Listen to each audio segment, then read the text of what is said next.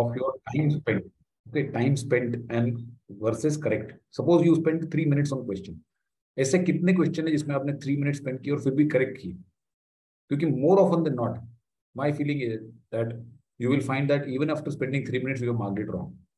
Then in that case, spending those 3 minutes are utter waste. So do that analysis, okay, of your mocks, earlier mocks also. Analysis करना बहुत जरूरी है कि आपने अगर extra time लिया है तो have you got it correct? If you have got it correct, then that's wise. Then you continue.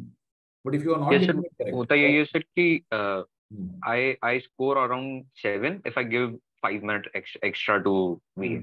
And if I don't give that 5 minutes extra, so it drops down to 5 or 4 correct answer. तो ठीक है ना, 5 और 4 is नहीं, तो 5 और 4 is not bad ना, because para jumble तो आपके गलत होंगे एक दो डेफिनेटली। पर सर मैं वही बोल रहा हूँ कि यहाँ पे वो 5 और 4 मिनट एक्स्ट्रा तो इस वजह से टेम्पटिंग हो जाता है। तो ठीक है ठीक है, देखो again I said like I said कि ये एक मतलब आपको अलग अलग मॉक्स में अलग अलग स्ट्रेटजी इंप्लीमेंट करके निकालना चाहिए, ठीक है? Yes sir.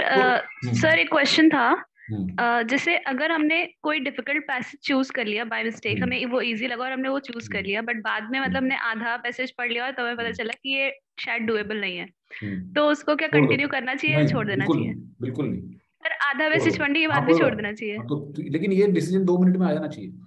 5 मिनट थोड़ी लगाओगे आधा पैसेज पढ़ने में। अगर 5 मिनट आधा पैसेज पढ़ने में लगा रहे हो तो देन थिंग्स आर रॉन्ग। ये तो 2 मिनट, देखो ये सब पैसेजेस जो है, जैसे ये जो कैट के पैसेजेस हैं, ये 500, इस बार मैं एनालिसिस, आज टाइम कम था नहीं कर पाया, वो जो पीछे मैं एक एनालिसिस करके लाता हूँ, अगली बार करूंगा इसका भी। तो उसमें आप देखना 500 वर्ड से 510 520 वर्ड्स के पैसेजेस, तो आपको आधा पैसेज मतलब इतना पढ़ने में यार 1 मिनट मतलब मैं तो कहूँगा आपको 1-1.5 मिनट से ज्यादा लगना ही नहीं चाहिए इसको इतना पढ़ने में, और इतने में आपको समझ में आना चाहिए कि मुझे समझ में आ रहा है कि नहीं आ रहा है। That should be good enough for you to leave, na? Why do you want to carry on persisting even if you don't understand me? Okay, तो ये डिसीजन क्विकली भी लेना पड़ेगा। हमारे पास में टाइम की लग्जरी नहीं कि हम 5 मिनट लगा के फिर देन डिसाइड करके छोड़ देते हैं इसको। Then you are committed to it. 2 points और ये कि जब चारों पैसेजेस में ऑर्डर डिसाइड किया कि इसमें करना है, सो ऑर्डर के साथ साथ ना टॉपिक्स के साथ ये भी देख लिए एकदम जस्ट अ ग्लिम्स, ताकि क्वेश्चन से हमारे आंसर्स इफेक्ट ना हो, इन्फ्लुएंस ना हो। थर्ड जो लैंग्वेज वाले थे ना, उसमें 3 एक्सेप्ट वाले थे, तो कई तो सबसे बाद में, ऑल्दो ये इजी पैसेज भी क्यों ना हो, सो इसे बाद में। I don't agree to it. Your first this thing, don't first look at the question and decide that this is easy or difficult. Yes, I agree that except वाले में टाइम लगेगा, क्या पता पैसेज बड़ा आसान हो तो एक्सेप्ट वाले हो जाए, दूसरे ना हो। So see, the acid test is that you start reading and if it starts making sense to you, concrete चीजें तो continue, नहीं करा तो छोड़ो। इस तरह से, जैसे सपोज करो, now let me show you this. Okay, now this is the first passage. So I start reading. I said conceive of ourselves without an unconscious, this was the unconscious subconscious language. इसमें कुछ concrete नहीं आ रहा, psycho analysis ये सब आ रहा है, तो maybe I'd like to handle it little later. So this is not my first choice. Okay, let me go to the second one. Keeping time comes at a price. Maximum accuracy of a clock. The noun here is clock. How much disorder, entropy, these guys discovery by using a tiny clock. Accuracy, tiny clock, accuracy, fine. This suits me. Clock consists of a membrane, concrete things. So I will put it before that one. Okay, to my mind this is okay. Then I'll come to this one. Noam Chomsky proclaimed a new doctrine, language most innate grammatical faculty. ठीक है, ये भी concrete नहीं है, लेकिन मुझे थोड़ा सा लैंग्वेज ठीक लगती है। ठीक है, इसको देख लिया मैंने। Let me go to the fourth one. Okay, X-Men comics, एक तो फर्स्ट ऑफ ऑल थोड़ा छोटा लग रहा है ये, फिर उसमें mutant heroes, nano sentinels, this looks a concrete thing, cell by cell, और robots, fine, fantastic. So I've got my order here now. I'll do second, I'll do fourth before I touch the first and third. Okay, that's my, so even my order is now ready. 2, 4, 3, 1. This will be the order. तो मुझे इसमें time भी लगेगा, मुझे तो चीजें देखनी की, कॉन्क्रीट चीजें जो मुझे थोड़ी सी सेंस बनाती हैं, जो एब्स्ट्रैक्ट है उसको बाद में ढकेल दूंगा, ठीक है? So this is how I would have proceeded here. Okay, and this would not have taken me more than 1.5 minutes, max 1 minute, में 1-1.5 मिनट में हो जाएगा। तो आपको इसी तरह से करना है कि कंक्रीट चीजें दिख रही है तो उसको आगे रखो, और नहीं दिख रही है तो उसको पीछे कर जाओ, बाद में करेंगे, ठीक है? अब थोड़ा सा चेंज था ऑर्डर। अब ये कोई जो है ना, ये कोई ऐसा नहीं है somebody might say कि ये गारंटीड नहीं है भैया, यहाँ पे गारंटी किसी चीज की नहीं है, ठीक है? 90% it will work, it may not work, but ठीक है, कहीं तो करना पड़ेगा। हाँ बताइए, कुछ somebody was saying something. हाँ सर, थोड़ा ऑर्डर चेंज है। जैसे ये छोटा था एक्समैन वाला, फिर मैंने देखा माइक्रोस्कोप और ये नैनो आपने इसको सेंटिनल्स, पहले किया नैनोबॉट्स। होगा। हाँ ये मैंने पहले कर दिया, हाँ फिर ठीक 2 गया है, एंड देन 3 1। हाँ हाँ ठीक है, see that's perfectly fine, you can go by this also, 4 2 3 1 है ना, this is also fine. And sir जो सबसे पहले वीए वाले पार्ट में वो 13.5 में होने के बाद 13 में ये जो एक 1.5 मिनट वाला है, ये मैंने 13 के बाद किया। मैंने पहले पैसेजेस देखे ही नहीं, उसका कोई ऑर्डर नहीं देखा, पहले वीए पे ही करा, वीए कंप्लीट करके फिर पैसेजेस पे आना। इज दैट नहीं, गुड? मैं तो पैसेज पे बाद में आता हूँ वैसे भी। मैंने तो ये पैसेज का जो बताया, जब बीए करके ऑर्डर भी डिसाइड मैंने वीए के बाद ही किया। हाँ, बीए के बाद ही करना है ये। ठीक नहीं है नहीं, ये सर। मैंने पहले नहीं किया है, ये तो मैं आपको जस्ट बता रहा हूँ अभी, क्योंकि हम पहले आज आरसी करेंगे, बीए को हम बाद में करेंगे। But I would have done finished first BA then come here, okay, and then I would have done this, okay. Okay sir. तो अब हम इसी तरीके से चलते हैं, let's go by this order में भी 4 2 3 1 करते हैं। चलो तो पहले ये वाला कर लेते हैं, ओके। अब इसमें आप देखो कि कंक्रीट सी चीजें हैं कि एक्समैन कॉमिक्स हैं, mutant heroes are battling giant robots, but suddenly these mechanical overlords spawned a new threat, nano sentinels. तो ये जो सेंटाइनल्स हैं, giant robots, okay, these are called mechanical overlords. So they have now spawned a new threat, new nano sentinels आ गए। Sentinel मतलब वो तो क्या होता है, प्रहरी, ओके, जो सैनिक होता है वो सेंटाइनल उसको बोलते हैं।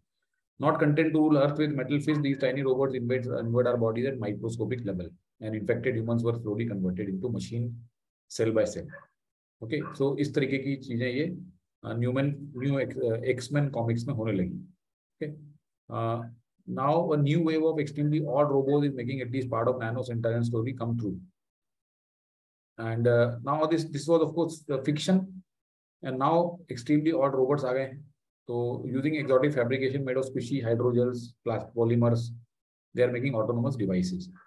तो आपको अब जैसे ये सब चीजें पढ़ते हो ना जब आप साइंस की, ये सब तो अपने दिमाग में एक पिक्चर लेके आ जाओ, एक विजुअल लेके आ जाओ। ये सब जो स्लशी ऐसी चीजें होती है, जो स्क्विशी सी कुछ चीज आपके आप जो फिसल जाती है हाथ से, इस टाइप की चीज इमेजिन कर लो, विजुअलाइज कर लो। Researchers are making autonomous devices that are tiny and could turn out to be more powerful than an army of terminators. तो इस तरह से कुछ नए ऑटोनोमस डिवाइसेस बन रहे हैं जो कि छोटे भी हैं और इस तरह के मटेरियल से बने, जो कि हार्ड मेटल से नहीं बने। These are 1 centimeter blobs that can skate over water. छोटे छोटे से हैं बूंद जैसे। Others are flat sheets that can roll themselves into tubes. कुछ sheets हैं, match size plastic coils हैं that act as powerful muscles. So these are some new kind of designs, okay, जिसके इस तरह से devices बन गए हैं। No, they won't be invading our bodies and turning us into sentinels. तो ये जैसे यहाँ पे बताया गया, तो ये हमारी बॉडी में नहीं घुसने वाले, okay? Which I personally found a little disappointing. So he said he was expecting a little more fanciful things, but some of them could one day swim through our bloodstream to heal us. So these are the positive applications. They could clean up pollutants in water or fold themselves into different kind of vehicles for us to drive. So he said that ये तो fiction था.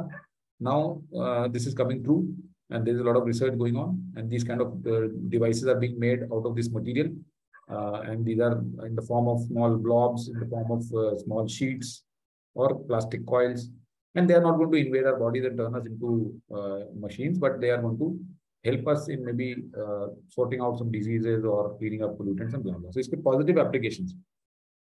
Unlike a traditional robot which is made of mechanical parts, these kind of they are made from molecular parts. Principle is same. Both are devices that can move around and do things independently. Okay, so ये mechanical part के नहीं है, ये molecular part के हैं. But a robot made of smart material might be nothing more than a pink drop of hydrogel. Instead of gears and wires, it is assembled into two kinds of molecules, some that love water and some that avoid it. So there are two kinds of molecules here, okay, which interact to allow the bot to skate on top of them. तो जो water को love, जो water को नहीं उसके में water में dissolve होते हैं, वो उसके ऊपर स्केट कर सकते हैं. Sometimes these materials are used to enhance more conventional robots. तो जो existing robots हैं उसको enhance कर रहे हैं. तो ये उसने उसके हाइड्रोजेल चिपका दिया उसके ऊपर, तो उसको जब उन्होंने they have given a low voltage of electricity, so it turns into a sticky this thing, so that robot can climb a sheer wall, okay, or scoot across ceiling. तो ये दीवार पे चढ़ सकता है, जैसे वो मिशन इम्पॉसिबल में इथन हंट कर रहा था, याद है आपको? यस सर, बुर्ज खलीफा नहीं उसके ऊपर क्या नाम है उसका, सर वो होटल था, वो 103 फ्लोर पे जा रहा था। हाँ, अरे वो बिल्डिंग का नाम ही भूल गया, बुर्ज अल अरब नहीं, बुर्ज खलीफा ही तो है, सॉरी, बुर्ज खलीफा के ऊपर, right? So when the robo wants to climb a sheer wall, it can activate its sticky feet with a few volts, और जब वो चाहे तो उसको एक्टिवेट कर ले, और जब सरफेस पे आ जाए तो उसको डिसएक्टिवेट कर ले.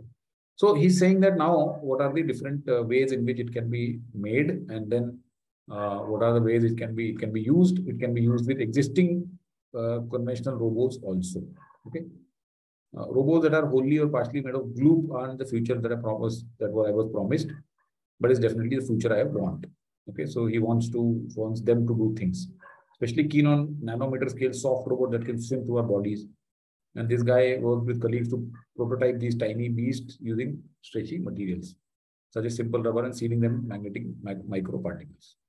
They are assembled into finishing shape by applying magnetic field. तो ये कैसे बनते हैं ये बता रहे हैं यहाँ पे. Results look like flowers or geometric shapes made from Tinkerboy and stick model, whatever it could be. ठीक है, ये सब चीजों में हमें घुसना नहीं है. हमें सिर्फ समझना है कि इसको अलग अलग तरीके से बना सकते हैं, और उसमें अलग अलग मटेरियल यूज कर रहे हैं, स्ट्रेची मटेरियल और मैग्नेटिक फील्ड यूज कर रहे हैं उसको शेप देने में. They are guided through tubes of fluid using magnets and can even stop and cling to the sides of the tube. ठीक है, तो straightforward. I don't think there was too much complication in this. Okay, and कुछ नहीं है इसमें. अब सीधे question के ऊपर चलते हैं. So let's look at the first question. Which of the following best summarizes the central point? Yes. A, sir.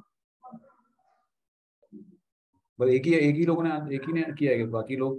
Sir, 1. Yes, sir. A. The one. One is the correct answer here. Once the stuff of science fiction, nano robots now feature in cutting edge scientific research. Okay, अभी ये रख लेते हैं, आगे देखते हैं. Robo will use nano robots and their feet and wheels to climb or move on ceilings. Sir, ये एक part है. तो ये बेसिकली सेंट्रल पॉइंट तो नहीं है, ये तो उसकी एक एप्लीकेशन बताइए कि ऐसा होगा. तो this can not be the centre point of the message, right. Field of robotics like to be featured more and more. ये तो छोड़ दो. Nano robot made from molecules that react to water are becoming increasingly useful. Okay, now this is not the main idea here. That react to water again is a distortion. है तो दो type के होते हैं, एक जो water को दे love water in something, some they don't. Okay, so react to water जैसी बात में इसमें नहीं आई है. So we can very safely say that one is the correct answer. All right. Which of the following statements best captures the sense of the first paragraph? 4th. Yes. Yes, sir. 4th.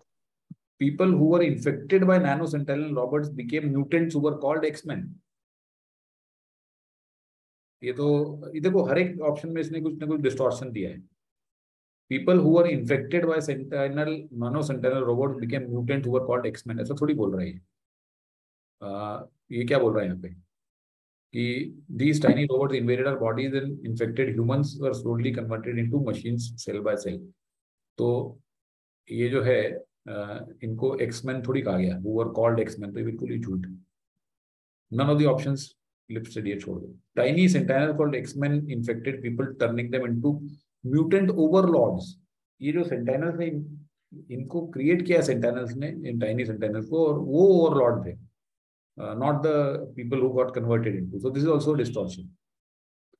X-Men were mutant heroes who now had to battle tiny robots called nanosentinels. This is a perfect way to capture it. Sir, but ऐसे direct लिखा कहाँ है कि now Yes, they have to sir. battle? Yes sir, मैंने second mark किया था Yes, इसी में, sir, मतलब मैंने मुझे भी. कुछ मिला ही नहीं. Yes, sir. Second मैंने भी इसलिए मार्क किया. ओके, चलो ये कहाँ है ये बताएं आपको.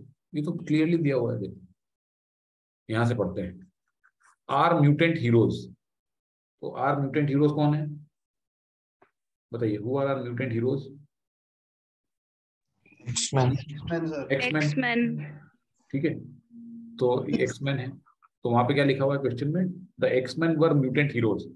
This part is okay. Yes, sir. Yes sir. Who now had to battle tiny robots called nano. Now they were earlier battling giant robots. तो ये एक्समैन है और ये लड़ रहा है सेंटाइनल्स से. सेंटाइनल्स वर जायंट रोबोट्स, बहुत जायंट रोबोट हैं. फिर इन्होंने क्या किया कि दीज मैकेनिकल ओवरलॉर्ड्स, ये जो इनको ओवरलॉर्ड्स कहा गया, they spawned means generated a new threat. इन्होंने नैनो सेंटाइनल पैदा कर दिए. Nano sentinel not content to rule earth with their metal fists. That means they were not content to rule earth with only the mechanical or metal fist. These tiny robots, तो ये जो nano sentinel है, ये जो निकल के आए इनमें से, invaded our bodies at microscopic level, ये हमारे अंदर घुस गए और हमें इन्फेक्ट कर दिया और हमें मशीन बना दिया cell by cell. That means ये जो एक्समैन है they had to fight these now. ये जो लिखा हुआ है कि these convert not content to rule the earth, they invaded our bodies, मतलब हीरो की बॉडीज। ओके, नॉट आर मतलब मेरी नहीं, हमारी, आपकी नहीं, ये जो आर म्यूटेंट हीरो बताया ना इनको। तो इसका मतलब क्या हुआ, X Men were mutant heroes who now had to battle tiny robots called nano sentinels. तो ये करेक्ट तो है, एकदम डायरेक्ट नहीं दिया of course, but this can be interpreted. Okay sir, मतलब यही था कि समझ नहीं आ रहा था ये। यस हाँ, वो क्वेश्चन ही बनाया इसलिए है कि आप देखो इनका क्वेश्चन क्या है, ये क्या करना चाहते थे कि वो यहाँ से यहाँ तक आपकी अंडरस्टैंडिंग समझना चाह रहे हैं कि what did you understand out of this. ठीक है, तो उन्होंने क्वेश्चन को इस तरह से बना दिया। I hope now it is clear. Yes sir. Which of the following scenarios, if false, could be seen supporting the passage? If A. false. First. So nano sentinel like robots are likely to be used to inject people. ये तो कह रहा है कि ऐसा होने के कोई चांस नहीं है, ऐसा कह रहा है ना कि no, they won't be invading our bodies and turning us into sentinels. ये देखो जो वो कह रहा है क्वेश्चन में आपको कि nano sentinels like robots are likely to be used to inject people to convert them into robots cell by cell. उस चीज को ये क्या कर रहा है, निगेट कर रहा है कि they won't be invading। तो इसको अब हम इस वाले सेंटेंस को अगर हम निगेट कर देते हैं कि they are not likely to be used to inject people, so this is supporting the passage. Yes sir. ठीक है, सेकंड वाला देखते हैं। There are two kind of molecules used to make one that reacts positively। ये तो as it is support कर रहा है, if false करेंगे तो नहीं करेगा, right. Robots made from smart material likely to become part of, ये भी ट्रू है। सो ये जो सेंटेंस है इसका मतलब ये कि which of the following can be inferred except, इस वाले क्वेश्चन को अगर हम थोड़ा सा अलग तरीके से लिखें तो हम कह सकते हैं कि which of the following can be inferred except, that means 3 of them can be inferred but 1 cannot be। तो ये है, ये भी इन्फर कर सकते हैं। Some hydrogens turn sticky when electric current, ये भी बताया हुआ उसमें। तो ये तीनों रूल आउट कर दो, ये correct answer, right. Yes, sir. So straight forward question था। ओके, नेक्स्ट क्वेश्चन है विच of the following if true would be the most direct extension of arguments of the passage. First. First. In future, robo will be used to destroy even the deepest within the deepest recesses। तो ये कह ही रहा है इसको कि ये which I personally feel, but some of them would one day swim through our bloodstream to help us। कह रहा है वो, ठीक है, कि ये हमारी ब्लड स्ट्रीम में जाएंगे। So this can be correct। Second, sentinel robo will be used in warfare। ऐसा तो कहीं भी नहीं हो रहा। X-Men may be created by injecting people with mutant nanogels। ये भी brain's magnetic field, ये भी I think अपने दिमाग के घोड़े दौड़ा रहा है इधर उधर। 1 centimeter ball that will be used to send messages, SMS करेगा, इससे text करेगा, WhatsApp करेगा। So 1 is a clear extension, right? Sir, what should Yes, be the sir. good score for this passage? What should be the Good score. 3 should be a good score, 4 should be excellent, Sir, I 4. did 3 2 and I would be got under all correct. performance, So 4. 4 is excellent।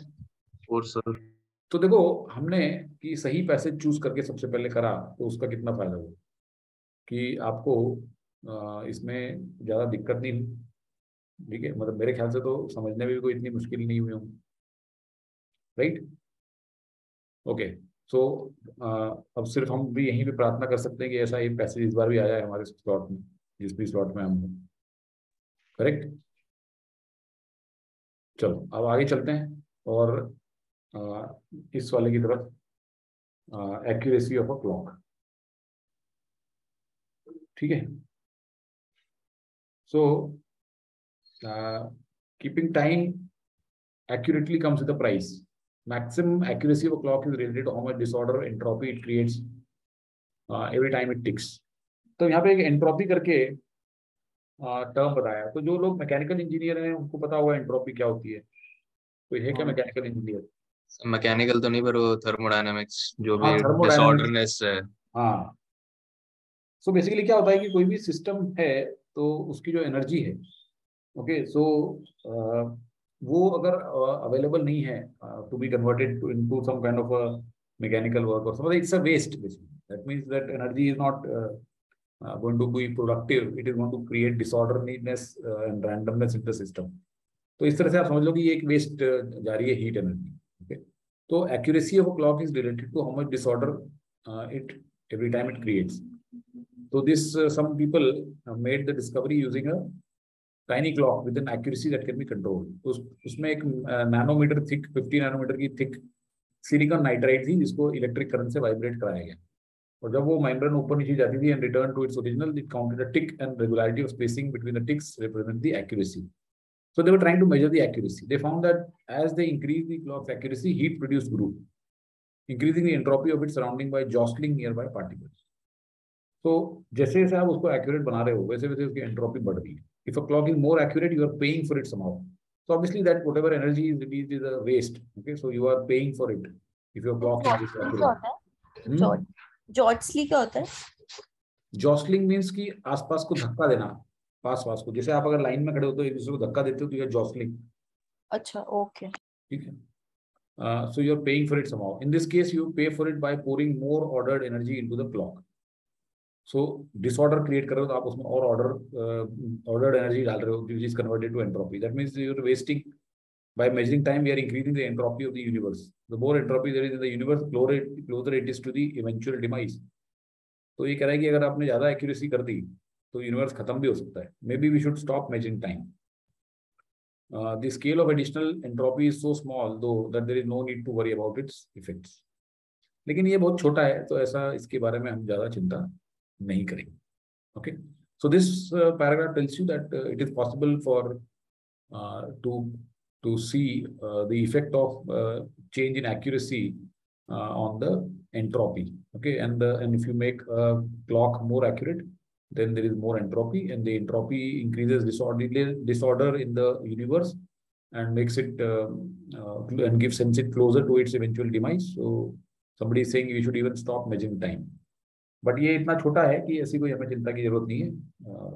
कुछ नहीं होगा. Okay, so this is again a straightforward thing. Increase in entropy in timekeeping may be related to arrow of time, says Marcus. This is who was part of research team. It has been suggested a reason that time only flows forward, not in reverse, is that total amount of entropy is constantly increasing and creating disorder that cannot be put in order again. So time flows forward. That's an arrow of time. Okay, and therefore the entropy always increases. It is not reversed. Okay, you are creating disorder that cannot be put in order again. So increase in entropy in timekeeping is related to arrow of time. Somebody suggested. Okay. Relationship that researchers found is a limit on the accuracy of clock doesn't mean that a clock that creates most possible entropy would be maximally accurate. Now he's given an example of a fuel used in a car.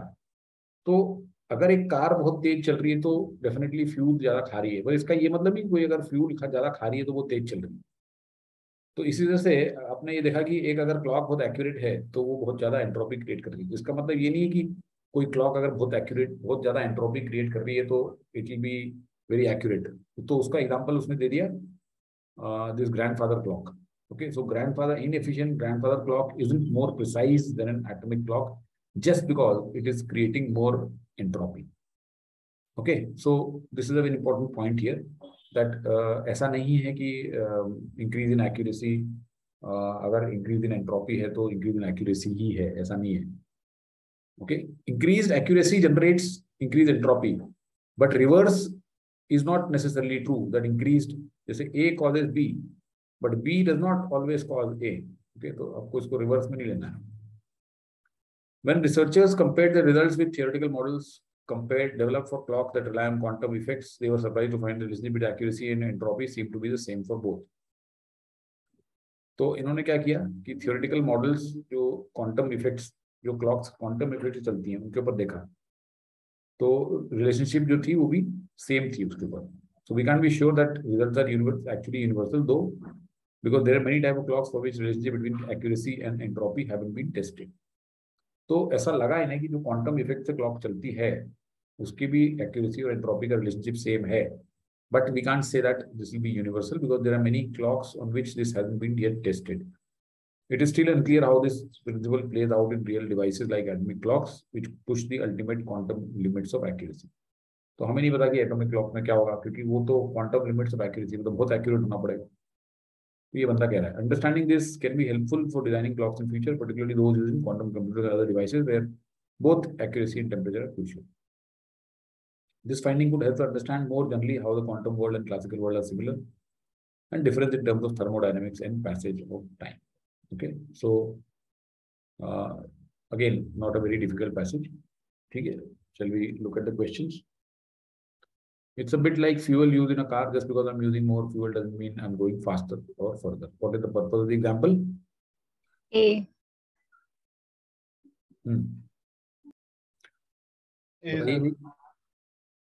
If you go faster in a car, you tend to consume more fuel. But the converse is not necessary. ये मैंने अभी बताया आपको.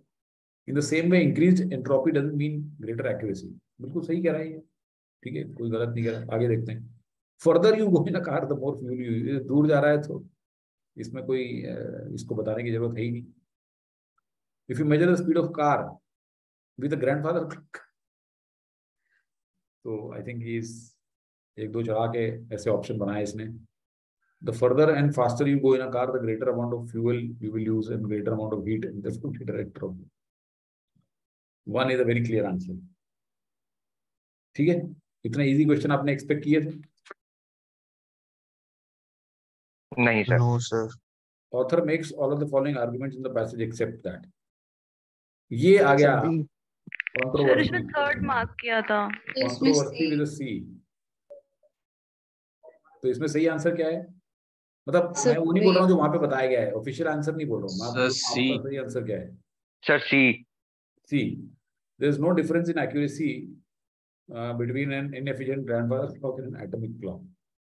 तो और इसने क्या mark किया हुआ है? B बराबर. Researchers found that heat produced in a system is the price paid for increased. ये तो उसका सेंट्रल पॉइंट है. Yes sir, ये तो मेन पॉइंट है पैसेज का. इसको किसे तो अब पता नहीं. देखो मैंने जैसे कहा कि यहाँ पे ये इसने जब ऑप्शन बनाना शुरू किए तो इसने चलाना शुरू कर दी थी. ठीक है, and I think he continued while creating the answer for this one. That can be my only, that can be the only explanation. Sir तो चैलेंज नहीं हुआ था ये क्वेश्चन? बिल्कुल हुआ था.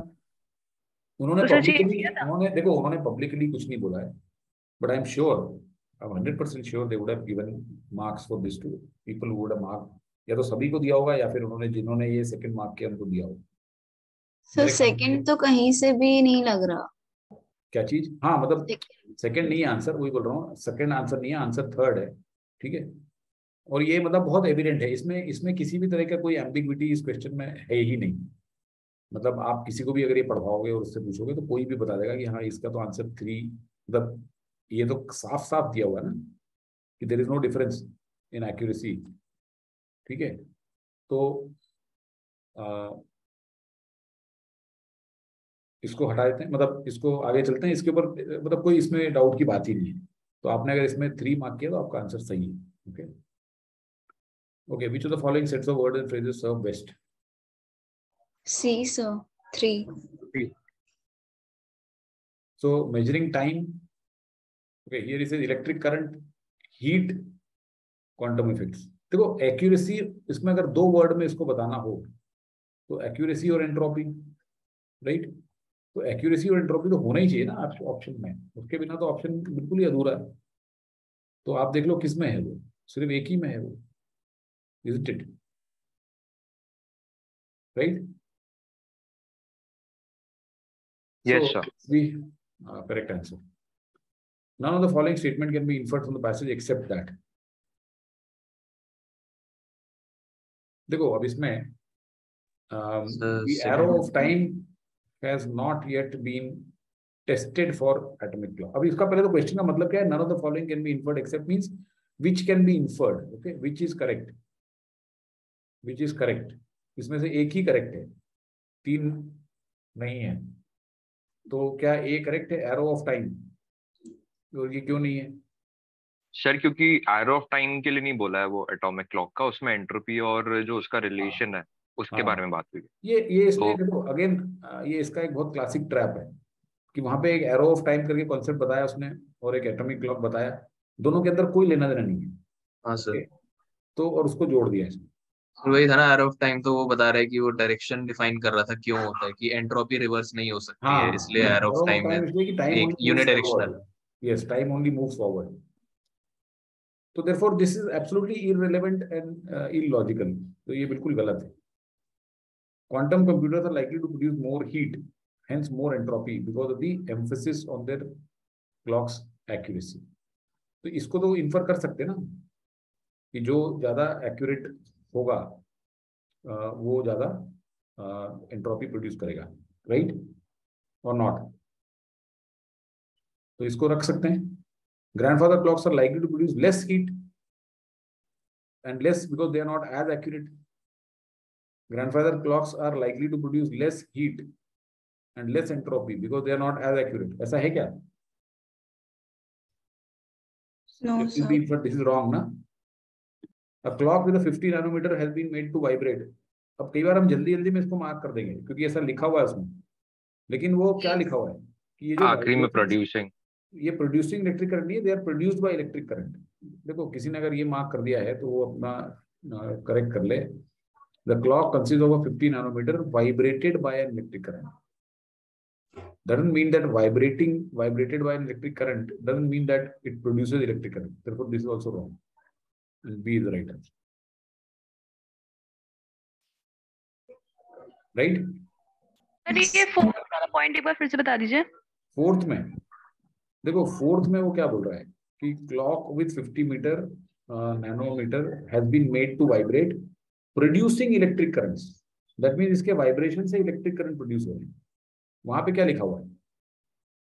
वहां पे लिखा हुआ है कि clock has a membrane, it is vibrated bye electric current. उसको इलेक्ट्रिक करंट से वाइब्रेट किया गया। वहां पे वो बोल रहा है कि वो वाइब्रेट करके इलेक्ट्रिक करंट प्रोड्यूस कर रहा है। तो बिल्कुल डिस्टॉर्शन है बहुत बड़ा। लेकिन हम इसको कई बार जल्दी जल्दी में मार्क कर सकते हैं कि अरे हाँ इलेक्ट्रिक करंट लिखा हुआ वहां पे और ये सब लिखा हुआ है तो ये तो सही है, लेकिन फिर हम ध्यान से अगर पढ़ेंगे तो ये गलत है। Okay okay sir. और तो कितने हुए इसमें से? यदि था ऑल करेक्ट। सारे सही थे सर, वो डिस्प्यूट वाला इंक्लूड करें तो। चलो वेरी गुड, एक गलत हो गया। एक्सीलेंट। तो दोनों पैसेज इजी हमने पकड़ के शुरू में ही काफी अच्छा कमाल दिखा दिया, ठीक है ना? Yes sir. जो कि हम कभी मॉक में भी नहीं दिखा सकते, वो इसमें दिखा दिया हमने। ऑलराइट, तो अब हम जाएंगे 2-4। मैंने तो 3-1 4-2-3-1 या 2-4-3-1 बनाया था, तो अब 3 पे चलते हैं, नाउम चॉम्स्की पे चलते हैं। अब थोड़ा सा चीजें थोड़ी सी डिफिकल्ट होनी शुरू होती हैं। इस पैसेज में क्या बताया गया है, मेन इसका ये है कि तो 57 में नाउम चॉम्स्की एक बहुत बड़ा एक स्कॉलर है और लैंग्वेज में लिटरल लिंग्विस्टिक एक्सपर्ट है, ये कहलाता है। तो language was इनेट means from birth. Okay, मतलब हमारे अंदर बर्थ से लैंग्वेज बाहर से नहीं आई, एनवायरमेंट से नहीं आई। Grammatical faculty was built in to infant brain and your 3-year-old was not a mere apprentice in the great enterprise of observing English. That means ये 3 साल का बच्चा आपका कोई बच्चा नहीं है। वो अप्रेंटिस मतलब कि जूनियर ट्रेनी, मतलब वो तो पैदा ही लैंग्वेज एक्सपर्ट होके हुआ है, बट अ लिंग्विस्टिक जीनियस। तो 3 साल के बच्चे को ये मत सोचो कि ये इसको कुछ नहीं पता। Since this message was couched in terms of Chomskyan theoretical linguistics in discourse so opaque that it was nearly incomprehensible even to some scholars, many people did not hear it. तो ये 1957 में कहा था। उस टाइम पे वो जिस तरीके से उसने कहा कि थियोरेटिकल लिंग्विस्टिक्स में, मतलब इसने इसको काफी टेक्निकल टाइप की नॉलेज में, लैंग्वेज में प्रेजेंट किया था ये। ओके, और वो डिस्कोर्स सो ओपेक था, मतलब कि इतना क्लियरली लोगों को समझ में नहीं आया। तो इवन मतलब आम जनता तो क्या, कई स्कॉलर्स को भी समझ नहीं आया। तो ही सेइंग कि this thing was proposed in 1957 but people did not understand it. Now in a brilliant, witty and altogether satisfying book, mister Chomsky's colleague Steven Pinker has brought Mr. Chomsky's findings to every man. तो अब ये जो mister Pinker हैं, इन्होंने इसी चीज को एक बहुत ही ब्रिलियंट, विटी और सेटिस्फाइंग बुक के में प्रेजेंट किया है, ठीक है? आज आप चाहोगे तो आपको मैं ये बुक टेलीग्राम पे, आप व्हाट्सएप पे डाल दूंगा। I had downloaded it, of course I have not read it completely, but अच्छी बुक है, भी आराम से पढ़ेंगे। Language instinct, he has gathered persuasive data from such diverse fields as cognitive neuroscience, developmental psychology and speech therapy to make his points. And when he disagrees with Mr. Chomsky, he tells you so. So he's saying that इसने कई सारी data कई जगह से लेके आया ये cognitive neuroscience, developmental psychology, speech therapy. And when he disagrees, मतलब इसने कुछ पॉइंट पे मिस्टर चॉम्स्की से डिसएग्री किया है. ओके, तो ऐसा नहीं कि ये एग्जैक्टली वही बोल रहे, थोड़ा बहुत डिसएग्रीमेंट किया है. For Mr. Chomsky and Pinker, somewhere in the human brain there is a complex set of neural circuits that have been programmed with super rules. तो हमारे ब्रेन में कॉम्प्लेक्स सर्किट है जिसमें रूल्स बन के आए हैं, ऊपर से आए हैं. इसको यूनिवर्सल ग्रामर कहता है. These rules are unconscious and instinctive. ठीक है. Half century ago this would have been poo-pooed as black box theory. Okay, poo-pooed मतलब dismissed. Okay, अगर आप किसी चीज को poo-poo कर रहे हो मतलब dismiss कर रहे हो. Black box theory, since one could not actually pinpoint this grammatical faculty in a specific part of the brain. अब ये आप लोग कहेंगे कि यार ये तो ब्लैक बॉक्स है, किस पार्ट में ब्रेन के बताओ सही, उसका फंक्शनिंग बताओ. लेकिन अब नहीं कह सकते वो, क्योंकि न्यूरो सर्जन्स ने ब्लैक बॉक्स निकाल लिया है. कोई ब्रोका एरिया है वहां पे होता है ये. ठीक है, मतलब यहाँ पे वो फैकल्टी हमारे बिल्ट इन लैंग्वेज की फैकल्टी. ठीक है, तो यहाँ पे बताया गया है कि वो कहाँ पे है. ओके, और इसका न्यूरो सर्जन्स को पता लग चुका है. Unlike Mr. Chomsky, Pinker firmly places the wiring of brain for language within the framework of Darwinian natural selection and evolution. अब देखो आ गया वापस, right? Yes, sir. Now how it will help in understanding this? I'll show you. वो चलो एक दूसरा aspect था DNA sequence वाला, ये एक अलग एस्पेक्ट. तो mister Pinker firmly places wiring of brain for language with in framework of this. मतलब ये हमारा जो नेचुरल एवोल्यूशन हुआ है, सिलेक्शन हुआ है, उसी में ये वायरिंग फॉर ब्रेन आई है. That mean this is the trait that has helped humans evolve. Okay, तो हमारे अंदर जो जेनेटिक चेंजेस हुए हमारे एंसेस्टर से लेके, so they have helped us evolve this trait. Okay, so this wiring is within the framework. This was not agreed by mister Chomsky, but mister Pinker ने ये कहा है कि ये हमारे पास में ये एवोल्यूशन का के तहत आता है. He effectively disposes of all claims that intelligent non-human primates and chimps have any abilities to learn and use language. तो उसने कहा कि नहीं, जो हमारे जो ह्यूमन प्राइमेट्स हैं, ओके, इंटेलिजेंट हैं, लेकिन उनके अंदर कोई एबिलिटी नहीं है, क्योंकि उन्हें डार्विनियन नेचुरल सिलेक्शन के तहत ये चीज नहीं प्रदान की गई. They were not given this. It is not that chimps lack the vocal apparatus to speak. Chimps के पास भी बोलने का तो चीजें हैं, जिस चीज से आप बोलते हो.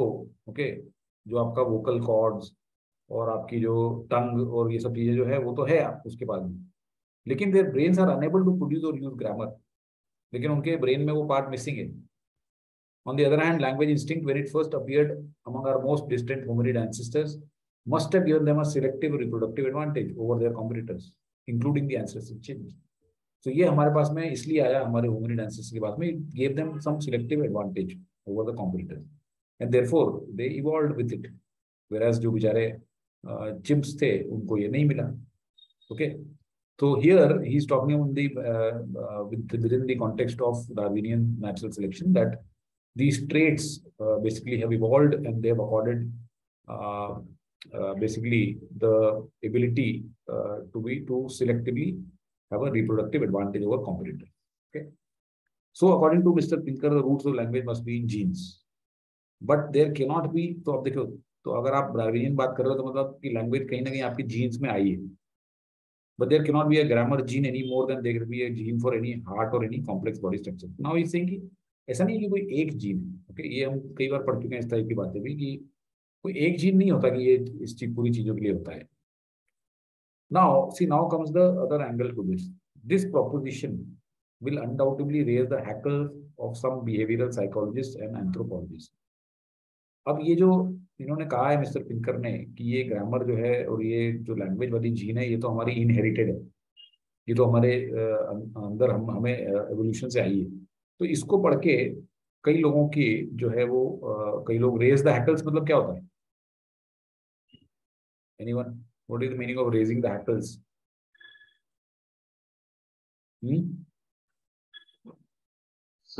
Raising like down for different the opinions. doubts. So like raising The the brows frowned questions. upon. ना, थोड़ा सा स्ट्रॉन्ग Ruffling the feathers. हाँ, kind ruffling of. the feather you can say, but see, raising the hackles means making someone angry. किसी को आप गुस्सा अगर दिला देते हो, ओके, अगर आप किसी को गुस्सा दिला देते हो तो you are raise the hackles. तो of some behavioral psychologists and anthropologists, for it apparently contradicts the liberal idea that human behavior may be changed for better by improvement in culture and environment. तो liberal idea क्या है कि यार human behaviour तो improve हो सकता है environment से।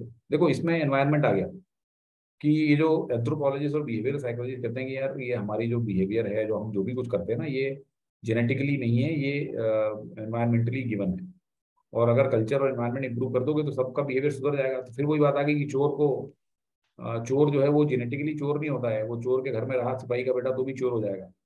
वो ये कह रहे हैं, लेकिन ये कहने की कोशिश कर रहे हैं नहीं, चोर का बेटा चोर ही होगा।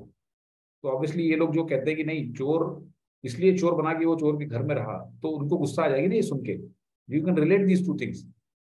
ये आदमी कह रहा है पिंकर कि चोर जो है वो चोर इसलिए बना क्योंकि जेनेटिकली चोर है, उसके बाप चोर था, दादा चोर था।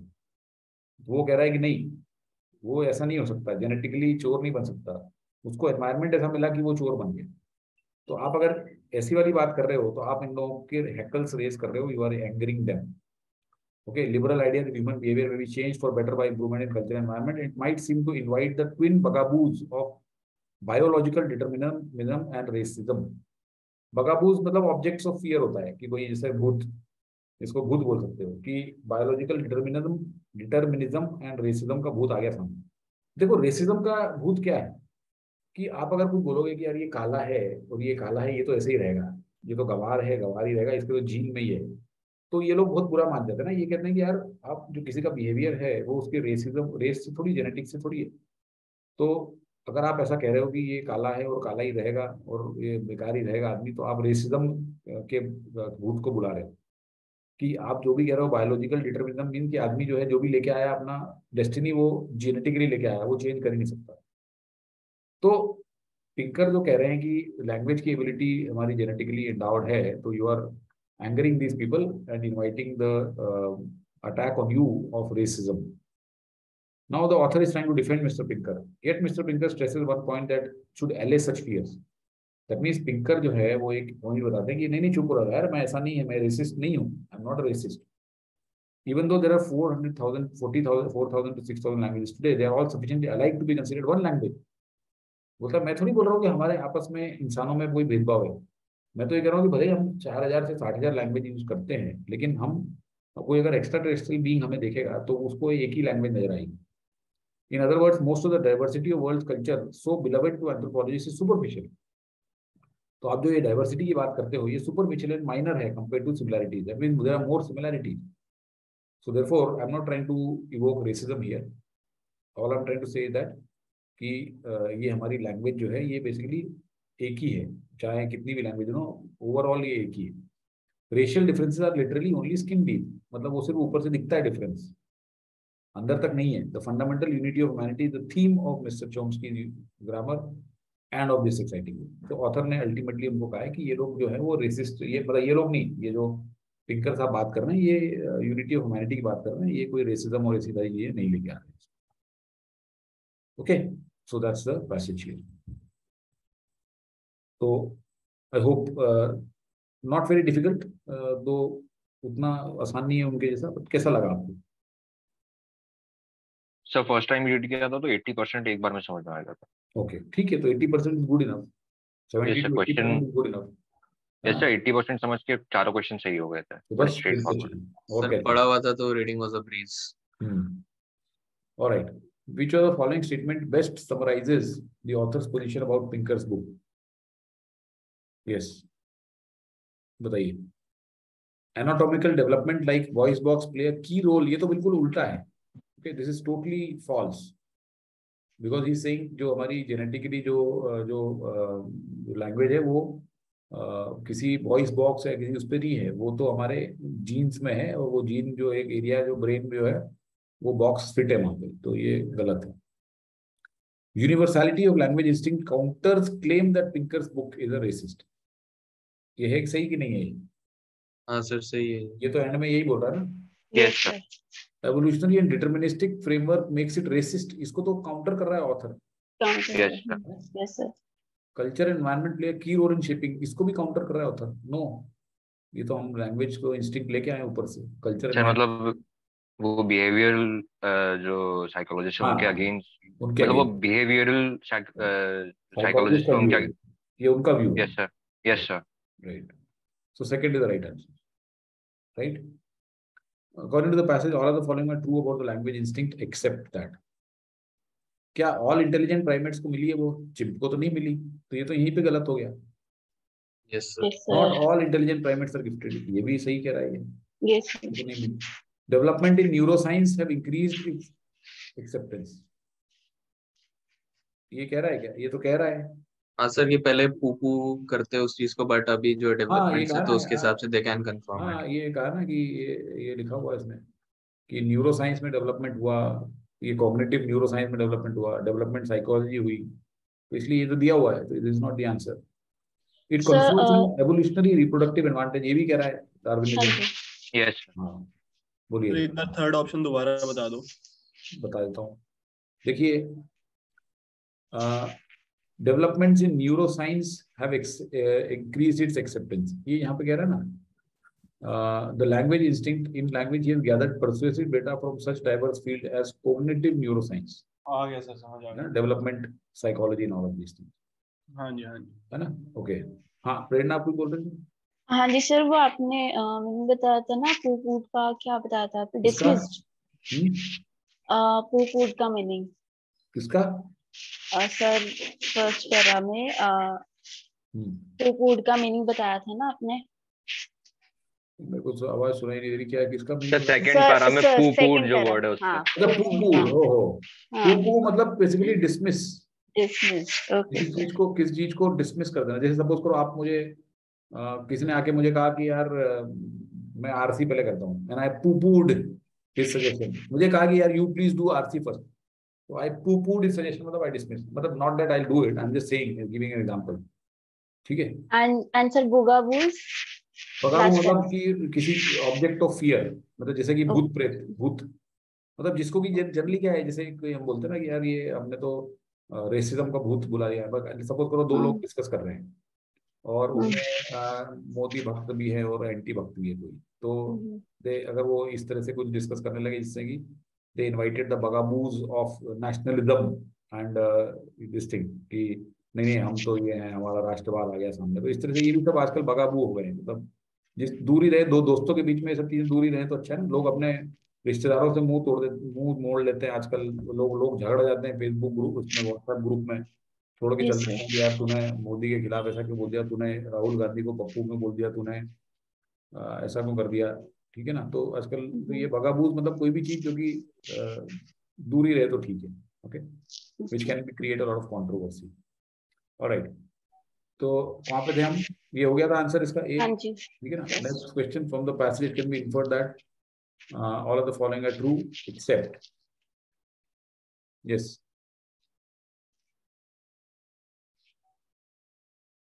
Fourth sir. Writes in a different style, ये कहां से निकलेगा? सर वो फॉलो करता था डार्विन को इसने, और चॉम्स्की, ये unlike mister Chomsky mister finger firmly places. देखो इसमें नहीं सर, ये इसने लिखा है ना कि विटी है और वगैरह. हाँ, ये जो स्टाइल है ना वो यहाँ पे चॉम्स्कियन थियोरेटिकल लिंग्विस्टिक्स, इसकी स्टाइल ऐसी ओपेक थी कि लोगों को समझ नहीं आई. लेकिन ये ब्रिलियंट और विटी और ऑल टुगेदर सेटिस्फाइंग बुक लेके आ गया. तो ये इनकी स्टाइल में डिफरेंस. Okay sir. तो यहाँ से सपोर्ट हो जाएगा ये. सो this is wrong. disagrees with Chomsky on certain grounds. ये यहाँ से सपोर्ट हो गया कि unlike कि he has ये बोला ना कि when he disagrees with Mr. Chomsky he tells you so. तो ये वाला भी हो गया यहाँ पे. ठीक है सर. वो भी है, वो डार्विन वाला भी पॉइंट है ना. हाँ, डार्विन वाला भी पॉइंट है. Correct. draws extensively from Chomsky's proposition, ये भी बोला ही है उसने. राइट, ये भी चॉम्स्कियन बोला था ना. यस. नाउ draws from, ये भी हमें लगता है, लेकिन ये देखो फिर उन्होंने बहुत ही एक जो उनकी टिपिकल ट्रिक है वो यहाँ पे भी आजमा ली. बिहेवियरल साइकोलॉजी नहीं लिखा है वहां, डेवलपमेंटल साइकोलॉजी लिखा है. तो अगर हम जल्दीबाजी में इसको पढ़ेंगे तो हमें लगेगा हाँ यार बिहेवियरल साइकोलॉजी, ये बिहेवियरल साइकोलॉजिस्ट की बात हुई है, but in another context, not in this context. Okay, therefore this is wrong. ये एक बहुत ही ट्रिक टाइप का आंसर है. Okay, so this is wrong, मतलब this is not given here, therefore this becomes the correct answer. Agreed? Yes, sir. Yes, on the basis of information in the passage, they may disagree with each other on which of the following points. B sir, 2 sir, second. तो मैंने third sir मैंने 3rd mark किया था। अरे 3rd में तो दोनों, 3rd कैसे मार्क करे? ये तो इनका दोनों का यही तो बेसिक प्रेमाइस है कि दोनों ने मिलके लैंग्वेज, उसने पहले प्रपोज किया, लोगों को समझ नहीं आया, पिंकर ने इतनी बढ़िया किताब लिखी उसी चीज को, language instinct. So they are agreeing with each other, they are 100% agreeing with each other. इस पे तो बिल्कुल एग्री कर रहे हैं, डिसएग्री कैसे कर रहे हैं? इनका तो मतलब इसका तो पैसेज का जो बेसिक प्रेमाइस ही ये है कि नाम चॉम्स्की ने लैंग्वेज इंस्टिंक्ट को निकाला, लिंग्विस्ट उसको बाद में इसको आगे लेके गया ये, और जो पहले समझ में आई थी लोगों को, अब वो और फॉर ऑल दीज फैक्टर्स लोगों को समझ में आ रही है, तो इसलिए ये तो एग्री कर रहे हैं, तो this is not disagree, right? So this is not correct. Okay, Darwinian, Darwinian में लिखा है ना उसने, ये देखो आप यहाँ पे बहुत क्लियरली लिखा है उसने, unlike mister Chomsky he places the wiring of brain for language with in the framework of Darwinian, तो लिखा हुआ है वहां पे उसमें, राइट? Okay sir. तो पैराडाइम बेसिकली एग्जांपल ही होता है ना, मीनिंग? हाँ हाँ, पैराडाइम मींस एग्जांपल। ऑलराइट, सो ये भी मतलब कोई मुश्किल नहीं निकला ना, ये निकला? नहीं सर सर, 3 सही हुए, मतलब 3rd गलत हो गया। कोई बात नहीं, बढ़िया काम किया आपने। वो और जल्दीबाजी में पहला गलत हो गया सर, रेसिज्म वाला। पहला गलत हो गया? हाँ ओ, सर, वो जल्दीबाजी में, वो मैंने जब बाद में देखा तो मैं कहा ये तो क्लियर हाँ, आंसर गिवन था। ओके ओके, चलो कोई बात नहीं, हो जाता है कई बार जल्दी में। तो ठीक है, तो हमने तीन, तो हमारा ऑर्डर जो चल रहा है ठीक चल रहा है, 2 4 3, और एक लास्ट वाला कर लेते हैं। So unconscious. Okay, today we can hardly conceive ourselves without an unconscious. Unconscious is basically the subconscious. Okay, subconscious को unconscious भी बोला जाता है. Yet between 1917 and this notion developed as a genuinely original thought. तो ये original thought था 1700 1900 में. The unconscious burst the shell of conventional language, coined as it is, as it had been, to embody the fleeting ideas and shifting conceptions of several generations until finally. तो ये जो unconscious आया language में, जब ये introduce हुआ, तो ये it became fixed and defined in specialised terms within the realm of medical psychology and Freudian psychoanalysis. Okay, तो ये पहले इसका जो यूसेज हुआ, इन्होंने कहा कि वो with in the realm of medical psychology और फ्रॉइडियन साइकोएनालिसिस के रेल्म में, उसके रेंज में, उसके रीच, ये डोमेन में हुआ। ओके, 1700 1900 में जब ये आया, फिर क्या हुआ? Vocabulary consisting concerning soul and mind increase enormously in the course of 19th century। तो वोकैबुलरी इंक्रीज होने लगी। Enrichment of literary and intellectual language led to an altered understanding of the meaning that underlie time honoured expressions and traditional catchwords. तो अब हमारी language enrich होने लगी, ठीक है, और उसके कारण क्या हो गया कि जो कई सारे टाइम ऑनर्ड एक्सप्रेशंस और ट्रेडिशनल कैचवर्ड्स थे, उसके अंदर ऑल्टर्ड मीनिंग हमें समझ में आने लगी उसके। मतलब कई कई सारे ऐसे हम कैचवर्ड्स और ऑनर्ड एक्सप्रेशन यूज करते थे किसी मीनिंग में, तो now we started having a different meaning of them.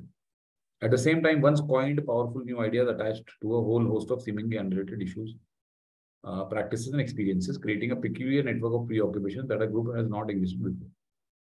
तो कई सारे अब न्यू आइडियाज भी आ गए, ओके, और उन्होंने अपने आप को they attracted to themselves a whole host of unrelated issues. तो क्योंकि अब इसमें मीनिंग चेंज हुए कई सारी चीज़ों के, और नए आइडियाज आ गए, तो कई सारी अनरिलेटेड चीज़ें भी उससे जुड़ने लगी, जो कि पहले नहीं जुड़ा करती थी। Okay, the drawn out attempt to approach to define the unconscious brought together the spiritualist and psychical researcher of borderline phenomena. तो इसमें कौन कौन से लोग आ रहे हैं, ये बता रहे हैं। यहाँ से यहाँ तक ये बता रहा है कि ये जो डेवलपमेंट हुए और मीनिंग ऑल्टर हुए, तो इसमें क्या क्या चीज़ें साथ में जुड़ गई अनकॉन्शियस के। तो जो लोग इस तरह की चीजें करते थे, तांत्रिक वगैरह जो थे, apparition, ghost, spectral illusion, haunted house, medium, trance and automatic writing, इस तरह के लोग, साइकिक टाइप के लोग भी अनकॉन्शियस से जुड़ गए। साइकियाट्रिस्ट और alienists probing the nature of mental disease. अब एक मेंटल डिजीज को जो करता था प्रोब, साइकियाट्रिस्ट, वो भी आ गया। Of abnormal ideation, hallucination, delirium, melancholia, mania. तो ये लोग आ गए। कौन कौन आ गया अभी तक इसमें? अभी तक आए इसमें स्पिरिचुअलिस्ट और साइकिक आ गया, फिर उसके बाद में इसमें साइकियाट्रिस्ट भी आ गया, फिर उसके बाद सर्जन आ गया, जो कि हिप्नोटिज्म से पहले सर्जरी करता था, वो भी आ गया। फिर मैग्नेटाइजर आ गया, जो कि एक फ्लो मैग्नेटिक फ्लूइड को चेंज कर देता है, और जो क्लेवर मैनिपुलेटर माना जाता है इमेजिनेशन को। और फिजियोलॉजिस्ट और फिजिशियन भी आ गया, जो कि स्लीप ड्रीम्स और स्लीप वॉकिंग और एनेस्थीसिया और इस तरह की चीजें करती है। न्यूरोलॉजिस्ट भी आ गया, ओके, जो कि फंक्शन ऑफ ब्रेन स्टडी करता है, और फिलोसोफर भी आ गया, इमोशंस, कॉन्शियसनेस, और last but not least psychologist. तो इतने सारे लोग जो है वो आ गए यहाँ पे, and they associate themselves with this unconscious. Okay, that means पहले क्या था कि ये सब लोग अनकॉन्शियस से अपने आप को रिलेट नहीं करते थे, but now with the altered understanding of meanings they also started calling themselves in some way or the other associated with unconscious. Significantly, most of, if not all of these practices, excepting hypnotism and psychological magnetism, originated in the waning years of 18th century. ठीक है, तो ये जो hypnotism और ये सब था, ये 18th सेंचुरी के वेनिंग ईयर्स, मतलब 1790s उस टाइम पे आया था, और early decades of 19th century. At this, some of the disciplines like this, majority of the topics too were either new or other assumed hitherto unknown colors. तो इसलिए नई काफी सारी चीजें तो नई थी इसमें, इन सारी चीजों को छोड़ के। Thus, before 1790, few if any spoke in medical terms of the affinity between creative genius and hallucination. तो 1719 के पहले कोई भी एक क्रिएटिव जीनियस और हेलुसिनेशन ऑफ द इंसेन के बारे में कोई भी कनेक्टिविटी या कोई भी लिंकेज नहीं बताता था। ओके, 1719 के पहले लोगों को पता ही नहीं था। ओके, ये सब चीजें थी ही नहीं। Striving vaguely and independently to give expression to a latent conception, various lines of thought can be brought together some novel term. तो नए टर्म से बहुत सारी चीजों को एक्सप्रेशन दिया जा सकता है। New concept then serves as a kind of resting place or stock taking in the development of ideas, giving satisfaction and stimulus of further discussion. ठीक है, that's fine. Thus, the massive introduction of the term unconscious by Hartman in 1869 appeared to focalize many stray thoughts, affording a temporary feeling that crucial step had been taken forward. तो काफी सारे stray thoughts को उसने unite कर दिया। Comprehensive knowledge gained, knowledge that require only further elaboration and explication in order to bring a boundary of higher understanding. That means they brought ये जो unconscious का idea था, सबको एक ही platform पे लेके आ गए। Ultimately, his attempt at defining the unconscious proved fruitless because he extended its reach into every realm of organic and blah blah blah, severely diluting the precision and compromising the impact. वो इतना ज्यादा हर जगह पे use होने लगा कि उसकी जो प्रिसीजन था वो डाइल्यूट हो। Okay, so that's what he's trying to say. All right. Let's look at the questions. Sir, waning years mean मतलब at the end of 18th century? Waning years, हाँ, waning years means at the end of, मतलब 1795 के आसपास। Which of the following set of words is closest to mapping the main arguments? C. अब इसमें देखो क्या क्या चीजें, पहले तो आप इसको इस तरह से करा करो कि क्या क्या चीजें इंपॉर्टेंट है। तो अनकॉन्शियस तो होना ही चाहिए उसमें, राइट? लैंग्वेज, ये दो तो होने ही चाहिए। ठीक है, तो let's look for imagination, magnetism, psychiatry, खत्म करो। अनकॉन्शियस, लेटेंट कंसेप्शन, ड्रीम्स, इसमें लैंग्वेज की तो बात ही नहीं हुई है। Language, unconscious, psycho analysis, keep it. Literary language, unconscious, ये दोनों हुए इंसैनिटी। तो अब इसमें से बड़ा वाला जो पोर्शन, मतलब मेजर चीज क्या है इसमें, बिगर आर्गुमेंट साइको एनालिसिस है कि इंसैनिटी है। तो इंसैनिटी इसमें सिर्फ एक ही जगह पे बताया है यहाँ पे, right? Affinity between creative genius and hallucination of the insane. वेराज psycho analysis जो है वो काफी उसने इससे तो ज्यादा बात की उसके बारे में, is it not? Sir and one more point, मैंने मतलब इसलिए थर्ड मार्क किया था क्योंकि फोर्थ में सिर्फ लिटरेरी लैंग्वेज लिखा हुआ है, बट पैसेज में लिटरेरी एंड इंटेलेक्चुअल लैंग्वेज लिखा हुआ है। हाँ, तो that's also good way to look at it. Literary language ही नहीं है उसमें, दूसरी लैंग्वेज भी है, तो करेक्ट, लैंग्वेज के अंदर दोनों चीजें आ गई। Yes, that's also good way to look at it. तो इसलिए C3 is the right answer and not 4। Okay, which of the following statement best describes what the passage is about? Sir ये छोड़ दिया था। थर्ड। क्यों? Third sir, third. आपको इसमें क्या डाउट था, फर्स्ट में और थर्ड में? हाँ जी सर। लेकिन डिस्कवरी ऑफ अनकॉन्शियस तो ऐसा कुछ नहीं है, ये तो डिस्कवरी क्या पता, अनकॉन्शियस तो काफी टाइम से था। लेकिन जो इसमें मेन पॉइंट जो बताया गया है वो ये है कि लैंग्वेज जो है, जब से लैंग्वेज आई इसको डिस्क्राइब करने वाली, तो लैंग्वेज के कारण जो अनकॉन्शियस का जो लोगों का दिमाग में जो मीनिंग था, कई सारी चीजें जो थी उनके जो मीनिंग्स थे वो ऑल्टर हो गए, altered the meanings. And once they got altered, then what happened is many different and diverse kind of fields started getting associated with unconscious. So उसका जो main argument तो बस यही है ना कि because of language, unconscious came into the mainstream and in a way that it attracted a lot of diverse fields which were hitherto not really associated with it. So that's the main thing. Okay. Sir इसमें मैं actually ना unconscious करके एक तो अटक गया था, दूसरा मैंने एक पैराजंबल छोड़ा हुआ था ऑलरेडी और मेरे पास नहीं ठीक एक है, सवा मिनट ही था, तो मैं इसलिए वहां पे ठीक है, नहीं see, absolutely fine to leave it also. Discovery of unconscious सारे तो कर भी नहीं सकता ना वैसे भी चारों पैसे. Discovery of unconscious is a part of human mind, yes. Okay, and identification as an object of psychical research is not the collating of diverse ideas under the single term unconscious. So this is the correct answer. Okay. So I hope जिन्होंने भी किया उन्होंने इसको सही mark किया होगा. कोई बात नहीं किया. Enrichment of literary and intellectual language led to an altered understanding of meaning that underlie time-honored expression. ये तो straightforward ही है. इसमें it led to an altered understanding of the meanings. तो meanings of time-honored expressions were changed. इसको रख सकते हैं. Time-honored expressions and traditional catchwords were enriched. ऐसा नहीं बोल रहा है. Okay, enriched is the wrong word to use here. उनका meaning alter हो गया. Enriched थोड़ी हुआ. So this is wrong. All of the options तो गलत हो रही है. Literary and intellectual language were altered by time-honored expression. ये उल्टा क्यों बोल रहा है? ये तो उल्टा बोल रहा है. ऐसा मिक्सअप कर दिया है इसमें. उल्टा कर दिया. नहीं उल्टा, हाँ उल्टा. मतलब these were altered, not they altered. Okay, so this is wrong. And one is the correct. Sir ये innovation मतलब किस सेंस में बोला जा रहा है? Innovations in literary and language मतलब कि जो ये जो लैंग्वेज में जो कई सारे चेंजेस आए ना, vocabulary concerning the language increased enormously. इसको बोलता है ना innovations in language. Vocabulary increase हो रही है, नए नए वर्ड्स आ रहे हैं, तो इनोवेशन हो रहा है. Enrichment end of literary and intellectual language. So these are all the enhancement or innovations in the language. मतलब कई सारे नए नए वर्ड्स आए, वो ये कहने की कोशिश कर रहा है. All right. All the following statements may be considered valid inferences except. Sir last वाले क्वेश्चन में मतलब इसमें था led to an altered understanding. First वाला मोस्ट एप्रोप्रिएट था, वही मार्क किया, सही है. लेकिन इसमें वर्ड चेंज बाय, ये थोड़ा लग रहा था कि ऑल्टर हो गए. एक होता है अपने आप हो जाना और एक होता है किसी ने किया डिलिबरेटली चेंज. तो ये ऐसा बता रहा था सेंटेंस, बट सबसे क्लोज यही था तो इसलिए ये मार्क किया. Is that approach correct? हाँ that approach is correct. Elimination. And sir मैंने इसमें सेकंड मार्क किया था, enriched by literary and intellectual language. ऐसा नहीं है. led to an altered understanding of the meaning मतलब कि इनके मीनिंग डिफरेंट समझ में आए लोगों को. तो एनरिचमेंट कहाँ से हुआ इनका? एनरिचमेंट तो नहीं है. See, if there is an altered understanding of a meaning, it doesn't mean that you have enriched anything.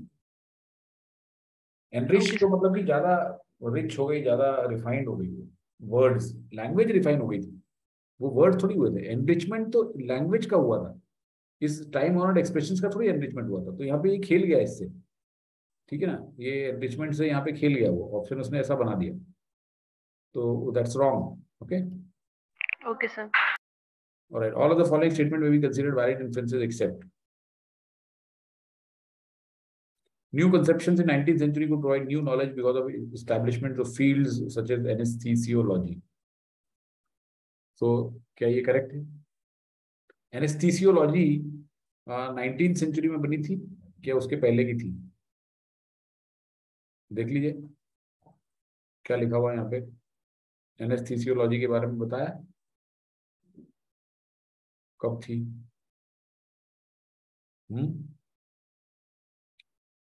देख रहे. एनेस्थीसियोलॉजी के बारे में क्या बताया? देखो, एनेस्थीसिया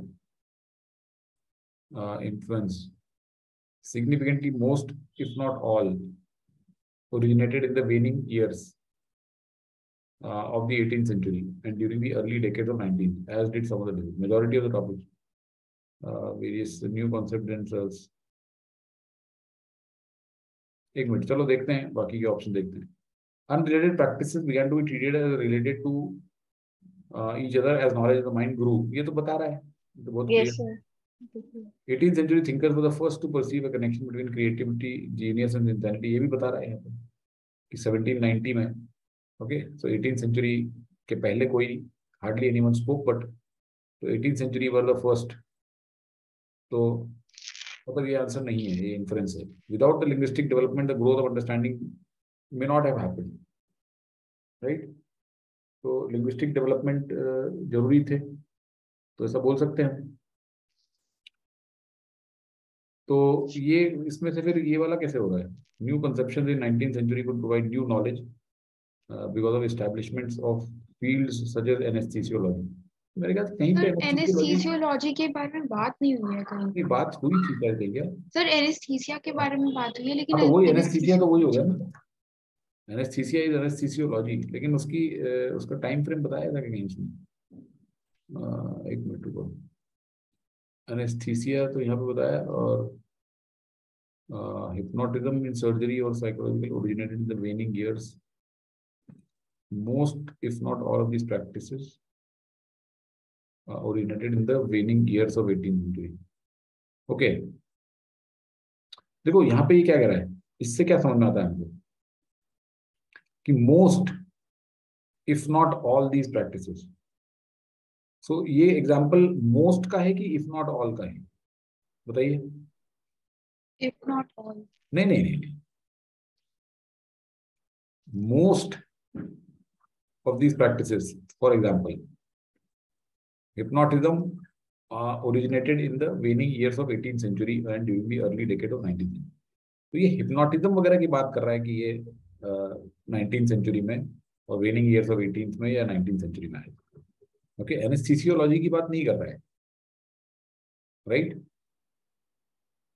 सो ये जो इस्टेब्लिशमेंट बोल रहा है 19th सेंचुरी में, तो ये सपोर्टेड नहीं है इससे, तो इसलिए वन करेक्ट आंसर बनता है। ओके, क्योंकि वहां पे ये, इसको आप गलत मत समझ, इसको आप अगर if not all of these practice को नॉट में समझ गए तो फिर आप वो मार्क नहीं करोगे। You get the point. यहाँ पे ये मोस्ट ये है, ये बेसिकली ओरिजिनेट हुए थे in the 19th century and 18th century. So therefore यहाँ पे एनेस्थीसियोलॉजी नहीं है, so that is the answer. Okay, all right, so this one was a tricky question here, but elimination. Okay, so कितने सही हुए इसमें से, या किसी ने किया ही नहीं है? सर करा भी नहीं सर, दो एक किए थे सर अटेम्प्ट। 3 अटेम्प्ट से 2 सही हुए। चलो ठीक सर है, करा नहीं तो बाद में करा तो 3 गलत। 3 गलत। चलो अब समझ में आ गया सर इस बार तो सारी पढ़ी हुई थी, तो Yes, सारा sir. ही अटेम्प्ट कर दिया हमने पेपर चलो टाइम में। ठीक है, वेरी गुड, कोई बात नहीं। देखो करना जरूरी है, सीखना जरूरी है, उसमें से लर्निंग जरूरी है, क्योंकि ये सारी चीजें भी कहीं ना कहीं किसी न किसी पैसेज में काम आएंगी आप। Alright, let's go to the VA part here. VA part was a trifle more difficult than the first one. Yes sir, इस बार बेकार गया। चलो देखते हैं। ये क्वेश्चन एक बार हम कर चुके हैं, if you remember.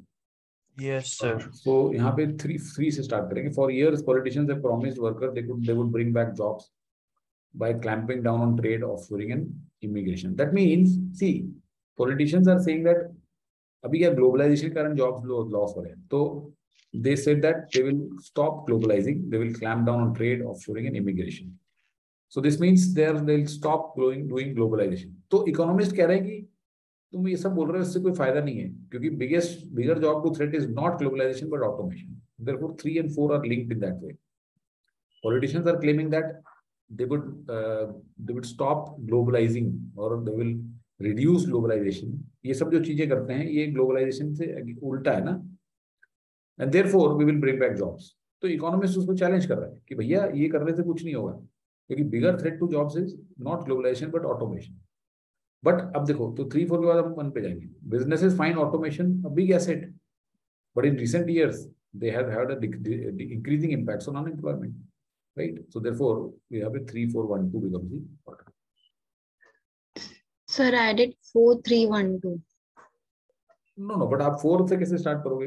Bigger threat to jobs, बिगर मतलब कि किसी से कंपैरिजन में ना, तो जब तक कंपैरेटिव किससे कर रहा है वो नहीं बताओगे तो फिर बिगर कैसे बोलोगे?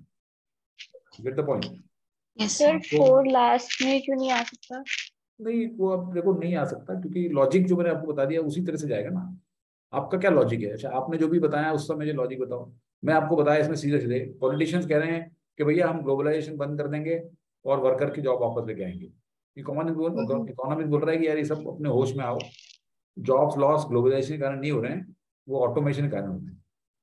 ऑटोमेशन लेकिन बिजनेस वालों को बड़ा अच्छा लगता है, उससे उनकी प्रोडक्टिविटी बढ़ जाती है, लेकिन उसके कारण काफी सारे जॉब्स चले गए। तो इस तरह से लॉजिक से मूव होता है। तो आप अगर 4 को एंड में लगा दोगे तो उससे कोई मतलब ही नहीं। आपने देखो, अगर आपने 3 के बाद में सीधे 1 पे चले गए तो 3 और 1 में क्या लिंक? आपने तो बोला कि हम they will bring back jobs और बिजनेस फाइन, ऑटोमेशन, ऑटोमेशन कहाँ से आ गया यहाँ एकदम सडनली 1 में? सर मैंने 3 के बाद 2 किया, एक्चुअली मुझे 3 के 4 बाद 2 लगा को कैसे कि क्या होगा? But in recent year robotics has, robotics कहाँ से आ गया सडनली? अभी आप ये नेता चिल्ला रहा है खड़े हो के, ठीक है, भाषण दे रहा है कि हम बंद कर देंगे ट्रेड और हम बंद कर देंगे ऑफशोरिंग और इमिग्रेशन और हम जॉब वापस लेके आएंगे। But in recent year robotics has an increasing impact. तो इसका क्या मतलब है? रोबोटिक्स जो है वो ऑटोमेशन का पार्ट है, तो it's a specific thing. So unless you talk about okay okay automation sir. first, you will not talk about robotics. And here, when you talk about automation, you need to have a little bit of background of it, which is given in 4. So this is the only way it can come. अब आप इसको समझ के अपने internalise कर लेना, इसमें कोई मतलब नहीं। ठीक है, okay let's look at the next one. ये तो इजी है।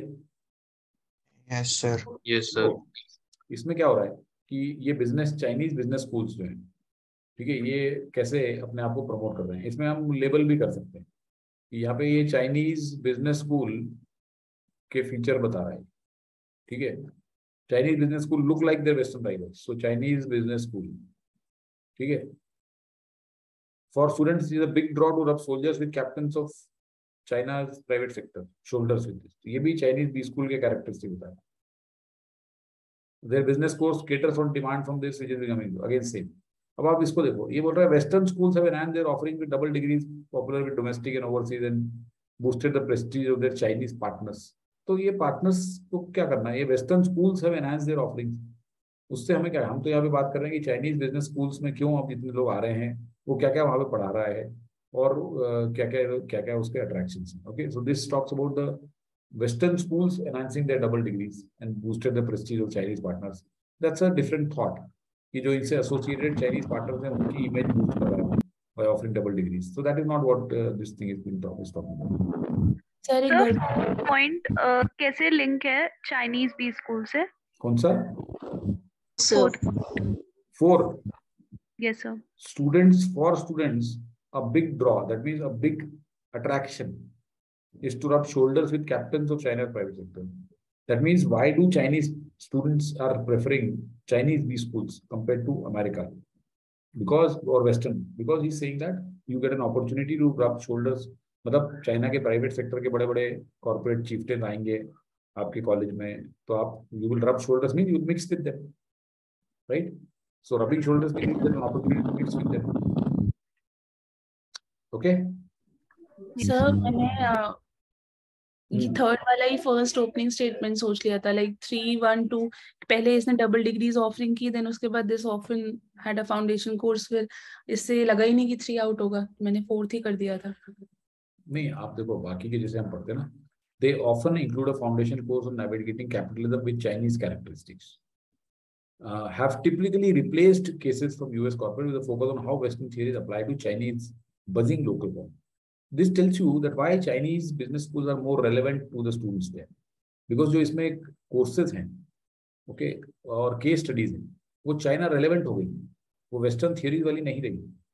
The best business schools look at Western rivals but are not growing distinct in what they teach. तो ये दोनों linked हैं। और स्टूडेंट्स के लिए बड़ा अपॉर्चुनिटी है कि वो चाइना के कैप्टन से रब करे shoulder, and their business course caters to growing demand. यहाँ पे western schools have enhanced their offerings, उससे इन लोगों को क्या फर्क पड़ रहा है? एक चाइनीज स्कूल है, चाइनीज स्टूडेंट है, he will not look at, भाई आपको जाना है अहमदाबाद, उधर से हार्वर्ड वाला बोल रहा है मैंने अपने यहाँ पे 5 कोर्स और चालू कर दिए, तू मेरे यहाँ आ जा। उसको बोलेगा नहीं मैं क्यों जाऊँ, मैं तो अपना इंडिया के अहमदाबाद में जाऊँगा, वहाँ पर मुझे बहुत सारे लोकल वहाँ पे आके बैठे रहते हैं, मैं उनके साथ में I'll socialize with all the big corporate chiefs. कल को मैं भी उनके जैसा corporate chief बन जाऊंगा, right? बन जाऊंगी।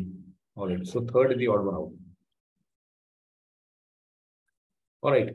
ये देखिए, ये with my humble this thing, ये मुझे समझ में नहीं आया। यस सर, समझ बिल्कुल नहीं आ रहा मुझे था। भी नहीं आया सर। तो मतलब I honestly confess that I have not been able to understand this. Therefore I'm leaving it. ये इसका क्या बोलना चाह रहा है, कहाँ से शुरू कर रहा है, कहाँ से खत्म कर रहा है, सर मेरा ही किया था सर ये। हाँ जी, हाँ थोड़ी सही हो गया मेरा। नहीं नहीं, तुक्के में सही होना वो ठीक है, वो अलग बात है, लेकिन तुक्के में नहीं हाँ नहीं सर, नहीं, पैर आपने नहीं, किसी और को बोल रहा है तुक्के में। आप बताइए रिनी, आपने कर दिया इसको? Yes sir. तो क्या मेरे को समझाओ अच्छा क्या बोल रहा है, मुझे नहीं समझ में आया। सर ऐसे मैं मीनिंग नहीं बताऊंगी, बट मतलब मैंने कुछ वर्ड्स देख के उसको रिलेट करा था ओके, और तो बन गया जैसे था। Relationship okay, then truth, then truth. मैंने ना 314 किया था। I am not sure if the answer is correct, मैं देख नहीं पाई। ऐसे किया था सर, 2 को ओपनिंग स्टेटमेंट लिया था क्योंकि बाकी it is a to foundation. तो ओपनिंग स्टेटमेंट, चलो ठीक है, एग्रीड। उसके बाद सर इसमें बता रहे हैं कि इंटरपर्सनल कम्युनिकेशन, मतलब ये कुछ ऐसी बात बता रहा है फाउंड विदाउट कम्युनिकेशन। और जब 3 आया ना तो उसमें बोला है कि ये बियॉन्ड दीज कंसेप्शंस, मतलब सेकंड में जो भी ऊपर ऊपर की बात होती है उसके बाद वाला। देन उसके बाद फर्स्ट पे गए, it is regimes of truth. और 1 और 4 में देखना था हमें, तो 4th वाले में कहीं पे लिखा था रिजीम्स वाला पार्ट की कहाँ पे, contributors to regimes of true acknowledges. So मतलब पहले इसके बारे में बता दिया गया है, and it is regimes of truth that makes certain. मतलब ये था कि पहले रिलेशन को कुछ भी मान लेते हैं, लेकिन ऐसा नहीं है। फोक्लॉडियन अप्रोच थी कि जो ट्रुथ की तरफ जाए। अब इसमें there are regimes of truth, और उसके बाद बताया कि इन माइक्रो प्रैक्टिसेस को रिकंसिडर करने के बाद दे आर कंट्रीब्यूटर्स, ऐसे करके लगाया था मैंने। तो उसका आंसर उसने दे रखा है 2314 है ना? हाँ मेरा शायद यही आया सर, हमारा भी 2 नहीं यही मुझे आया। आया, लेकिन 2314। मुझे ठीक है, लेकिन देखो मेरा ये कहना है कि मुझे फिर भी जैसे ये समझ नहीं आ रहा कि ये कहना क्या चाह रहा है। ठीक है, जैसे relationships are nothing without the communication that brings them into being. This is perfectly fine. Interpersonal communication is connected to knowledge shared by interlocutor. Interlocutor means whoever is participating in the conversation. So this is perfectly fine. Scholars should attend to relational histories in their analysis. ठीक है, चलो यहाँ तक तो ये वाला तो standard समझ में आ गया। अब 3 में आते हैं। The Foucauldian approach to relationship goes beyond these conceptions of discourse, okay, and history to macro level regimes of truth as constituting relationship. तो ये भी चलो ठीक है कि आप एक ट्रूथ की उस पे जाओ। It is the regime of truth that makes certain relationships speakable. Relationships like subjectivities are constituted through discursive formations which sustain regimes of truth. ठीक है, reconsidering micro practices with relationships that are constituted regimes. ठीक है, I would like to leave it and not really make too much sense of it. ठीक है, I छोड़ो। just realized इसमें regimes और truth तो बहुत redundant है, मैंने इतना पढ़ा भी नहीं था इसमें इतने सारे regimes और truth। इसको देखो, इसके ऊपर इस तरह के जो रहते हैं इसको आराम से छोड़ो। बहुत अच्छे अच्छे इसमें तो इतना आसान दिया उसमें, तो अगर एक डिफिकल्ट भी दे दिया तो क्या है, कौन सा कोई उसने गुनाह कर दिया, कोई बात सर गलती से इसको 6 मिनट देने में आ गए थे। तो वो देखो ये जो है ना, देखो this is the biggest, that's exactly what my point was in the beginning, कि 6 मिनट भी देके आप देखोगे तो आप गलत ही करोगे उसको, मतलब मोर ऑफन अगर हो गया सही तो आज सर गलत ही किया उसके बाद भी। गलत ही किया, तो आपने 6 मिनट फेंक दिए। हाँ सर, वो क्रिमिनल, थर्ड वाला आरसी नहीं कर पाया। Which is criminal, you see 6 minutes. देखो ये मेक और ब्रेक वाली बात है, आपको बहुत केयरफुली जो चीज नहीं हो रही है उसको छोड़ना, रूथलेसली आना पड़ेगा आपको। You have to be ruthless here, okay. Yes sir. हाँ, तो ये बहुत जरूरी है, अदरवाइज मुश्किल होती है। ठीक है, ये बहुत इजी है, okay. So he has made up for this by giving an easy one. So museums in Europe today are struggling to come with a colonial legacy. This is in response to countries like Nigeria which are pressurizing European museums to return. तो ये आजकल बहुत चल रहा है हर जगह, जैसे हमारा कोहिनूर दे दो हमें, वैसे ही जो जो यूरोपियंस और पर्टिकुलरली ब्रिटिश लोग जो छीन छीन के ले गए हैं कॉलोनीज में, all the artifacts, okay, all their treasures. So now there is a movement to get them back to their countries. Right, so most of the country museums are struggling. अब ये म्यूजियम में है, museums में जो है वो they are struggling, उन्हें कहा जा रहा है कि आप रिटर्न करो, but they don't want to return. तो this is in response to country like Nigeria which are pressurising European museums, right. Now restitution of artifacts could face legal obstacles as many western museums are legally prohibited from disposing. तो ये कैसे भेजते हैं, legal hurdle not withstand, लेकिन despite that politicians and institutions would like to defuse the colonial time bomb, now backing the return. तो चाहे वो कितने भी लीगल ऑब्स्टिकल हो, लेकिन पॉलिटिशियंस कह रहे हैं कि इसे हमें भेजना चाहिए, okay. So therefore 3214 becomes the order. Okay, so this was not very difficult.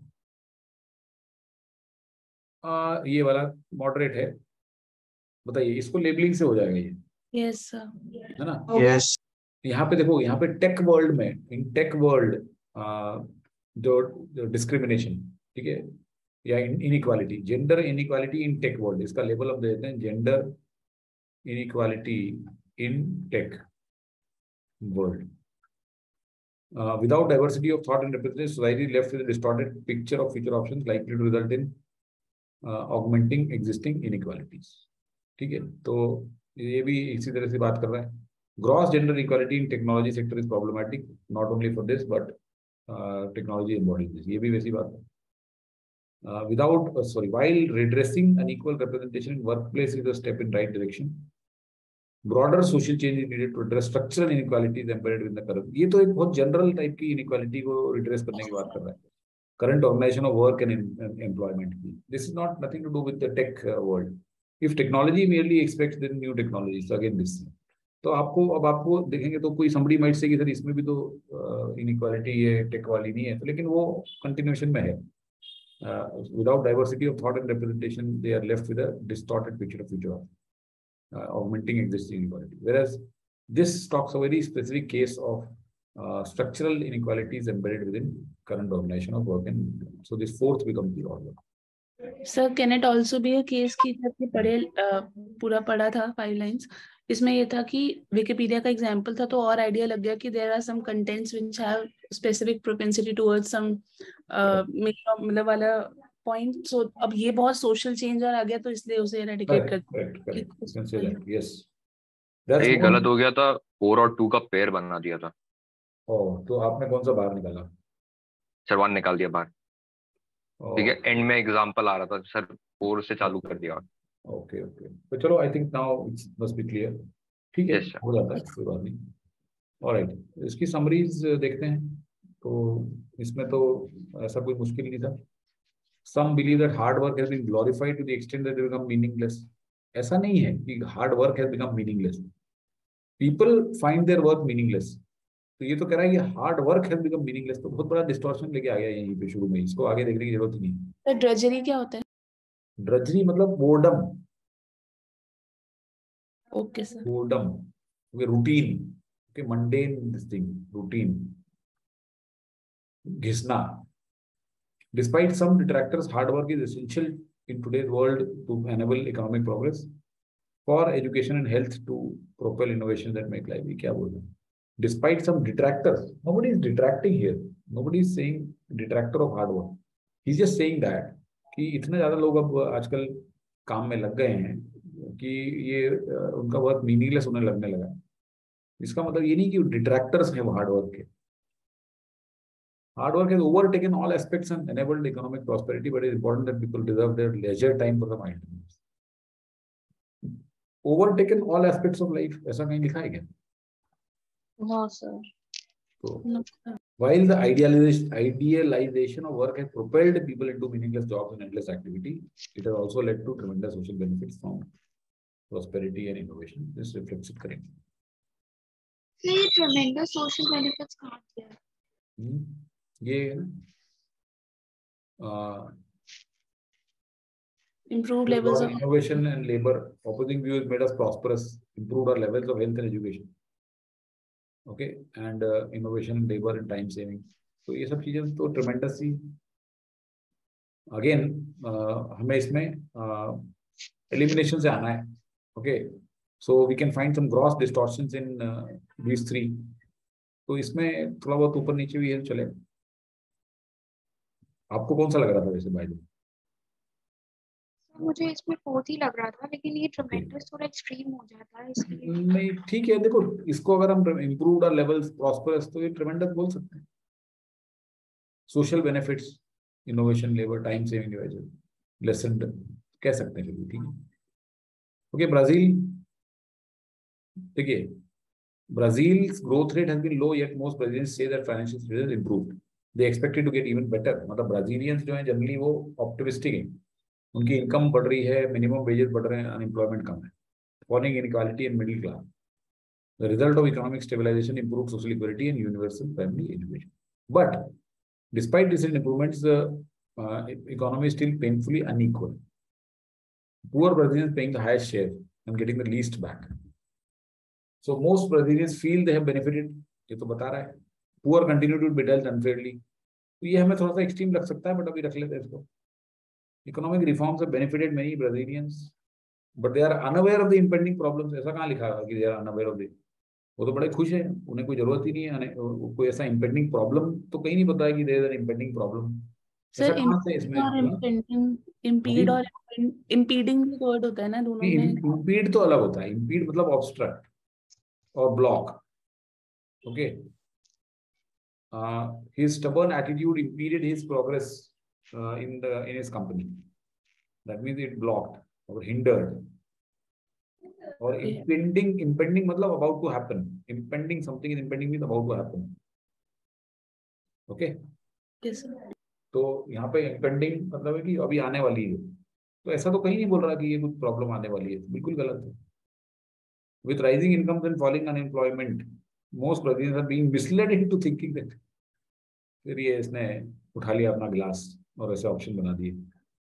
Good economic indicators have masked the unfair taxation that is likely to destabilize. देखो ये ऐसा कहीं पे भी उसने हिंट नहीं दिए कि ब्राजील की इकोनॉमी गड्ढे में जाने वाली है। वो तो सिर्फ ये कह रहा है कि अच्छी ग्रोथ हो रही, सब कुछ हो रहा है, लोग खुश हैं, लेकिन फिर भी कुछ गरीब लोग जो हैं वो दुखी हैं। इसका मतलब ये नहीं है कि इकोनॉमी गड्ढे में जाने वाली है, इम्पेंडिंग प्रॉब्लम्स हैं और misled into thinking. All these are figments of the guy's imagination, one is the correct answer. Sir मैंने इसको एलिमिनेशन से किया था, मतलब 3/4 तो डिस्टॉर्टेड लग रहा था क्योंकि, और फिर सेकंड और फर्स्ट में मैं कंफ्यूज थी थोड़ा, बट एट लास्ट वन के साथ। ठीक है, देखो ये इम्पेंडिंग प्रॉब्लम नहीं है कहीं पे भी, ओके, इस बेसिस पे हम उसको एलिमिनेट करते हैं। तो थर्ड कैसे एलिमिनेट किया? They are being misled into thinking, मतलब कि economy is actually not doing well but they are being misled into thinking. तो ऐसा हमें कहाँ से लग रहा है वहां से कि economy is not doing well? ये तो कह रहा है कि Brazil growth rate has been low yet they financial they expect, तो ग्रोथ रेट भले लो हो लेकिन इनकम्स तो फास्ट राइज कर रही हैं और इकोनॉमिक स्टेबलाइजेशन हो रहा है, इंप्रूव सोशल सिक्योरिटी। तो ऐसा कहाँ लिखा है कि they have been misled into thinking that economy is doing well? Growth rate is low, fine, तो you can't say that their economy is not doing well. इससे हम ये नहीं इन्फर कर सकते। ओके,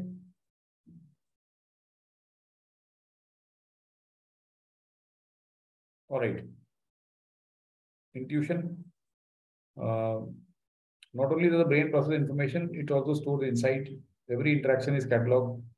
Intuition, तो जिसको हम intuition कहते हैं, वो intuition मतलब ऐसा ये नहीं है कि वो gut feeling जिसको कहते हैं कि एक suddenly आपको strike, ऐसा नहीं है। जो आपकी intuition आती है वो आपके experience से आती है। It is from a deep memory well. In other words, intuitive decisions are based on data and not contrary to data as many would like to assume. लोगों को लगता है इंट्यूशन मतलब बिना किसी सोच समझ के कर रहा है, लेकिन ऐसा नहीं है, उसके पीछे बहुत गहरी सोच है। When we subconsciously spot pattern, the body starts firing neurochemicals in both brain and gut.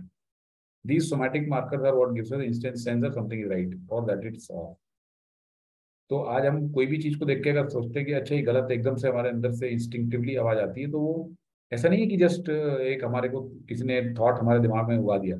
It is because the way from our experience we have learned and then it becomes like a second nature.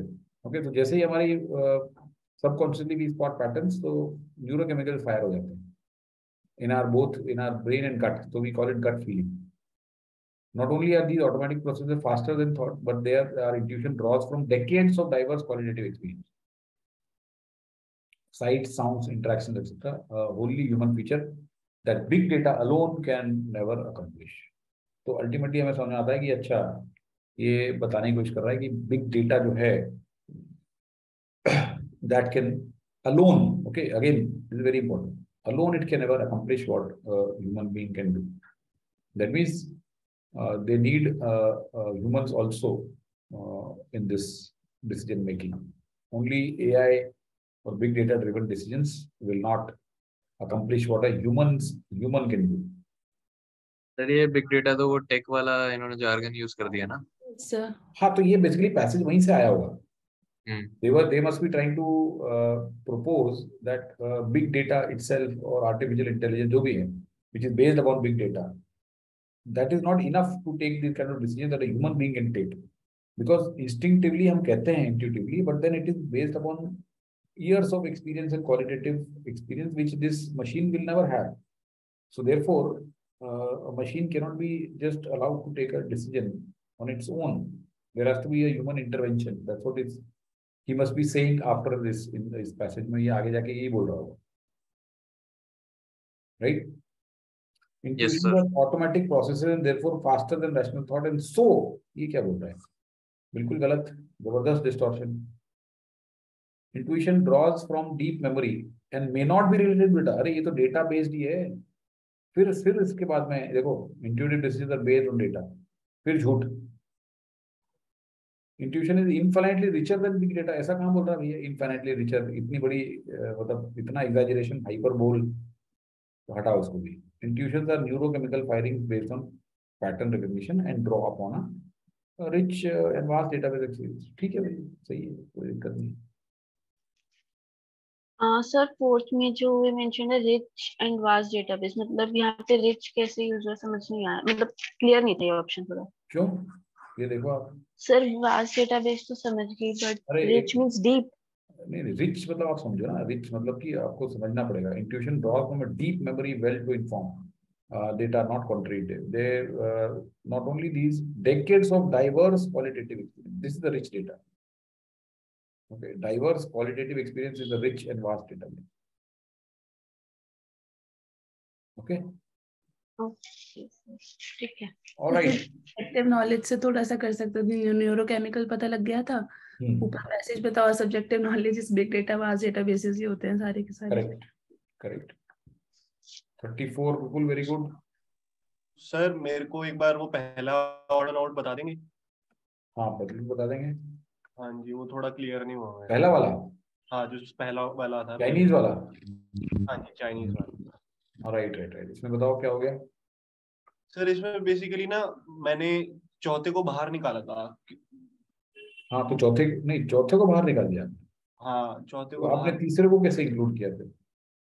मतलब मैंने ना sir basically ये देखा था कि उधर ना, जैसे कि पहला अगर आप सेंटेंस करो तो मतलब उसमें बेसिकली चाइना रिलेटेड कुछ इंक्लूड होने की बात कर रहा है, और सेकंड में भी ऐसा ही कुछ हो रहा था. पर फोर्थ में मैं समझ नहीं पा रहा था कि फोर्थ में मैं कैसे करूं उसको, मतलब लेबल, मतलब मेरे से लेबलिंग गलत हुई है.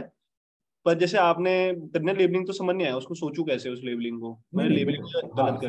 देखो आप इसको ऐसे सोचो कि benefit of Chinese business school to a student in China. See आप इमेजिन करो कि आप एक चाइना में स्टूडेंट हो. Now you have two options कि आपको CIM में जाना है या हार्वर्ड में जाना है. CIM मतलब हमारे IIM जैसे चाइना में भी होगा कोई, चाइना इंस्टीट्यूट मैनेजमेंट. तो अब आप देख रहे हो कि यार क्या करूँगी, मैं US जाऊँ, हार्वर्ड, स्टैनफोर्ड, बैटन या कहीं पे जाऊँ, या मैं चाइना इंस्टीट्यूट मैनेजमेंट से करूँ. तो इसने ये पैसेज इसीलिए बनाया है to lure this fellow and to tell him the benefits of doing it, or not maybe lure, or what he's saying is this is what is happening. He's telling that people are preferring Chinese business schools to Western business schools. तो सारे sentences जो हैं वो उसी के ऊपर focus हैं except one. तो look at, मतलब ये भी linked है in a way, okay, again क्योंकि सेम आर्टिकल से लिया गया है, but not to this paragraph.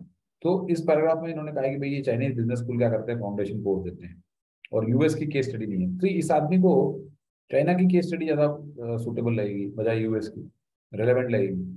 Best business, they look like western rivals but are growing distinct in what they teach. So this is showing a difference from the Western rivals. For students it is a big draw. अब student जो है वो अगर Harvard जाएगा तो उसको वहाँ के जो इंडस्ट्री के जो लोग हैं वो आएंगे वहाँ पे गेस्ट फैकल्टी बन के या फिर कोई लेक्चर देने. सी एक मैनेजमेंट इंस्टीट्यूट में क्या होता है कि पढ़ाई लिखाई वहाँ पे वो तो ठीक है, लेकिन आपको बहुत सारी अपॉर्चुनिटीज मिलती हैं. जो कॉर्पोरेट के जो लीडर्स हैं, बड़े छोटे, वो मिड मैनेजमेंट वाले, वो आएंगे, वो आपके साथ टाइम स्पेंड करेंगे. तो वो एक बहुत बड़ा ड्रॉ होता है किसी भी बिजनेस स्कूल का. तो अगर आप यूएस में पढ़ोगे तो आपको वहाँ के यूएस के लोग आएंगे करेंगे. तो ये चाइना वाला जो है उसको यहीं के लोकल लोग, उसके नेटवर्किंग यहीं से हो जाएगी. भाई कितने अच्छे रिलेशनशिप्स के बनने लग जाएंगे यहीं पे. विल ही रब shoulders with captains of China private sector. Okay, हो सकता है यहीं पे उसको प्लेसमेंट दे दे, कोई ऑफर दे दे कोई उसके यहाँ पे. ऐसा होता है, बिल्कुल होता है कि कोई प्रोग्राम है, कुछ उसमें आया, वो जज करने आया है, कुछ है केस स्टडी कुछ जज करने या कुछ और करने आया है, एंड समबडी इम्प्रेसिव हिम, वहीं के वहीं उसको बोला कि ठीक है भाई, यू कैन जॉइन अस, तो it's such a good opportunity for him. The business courses now largely cater to growing demand from China Inc.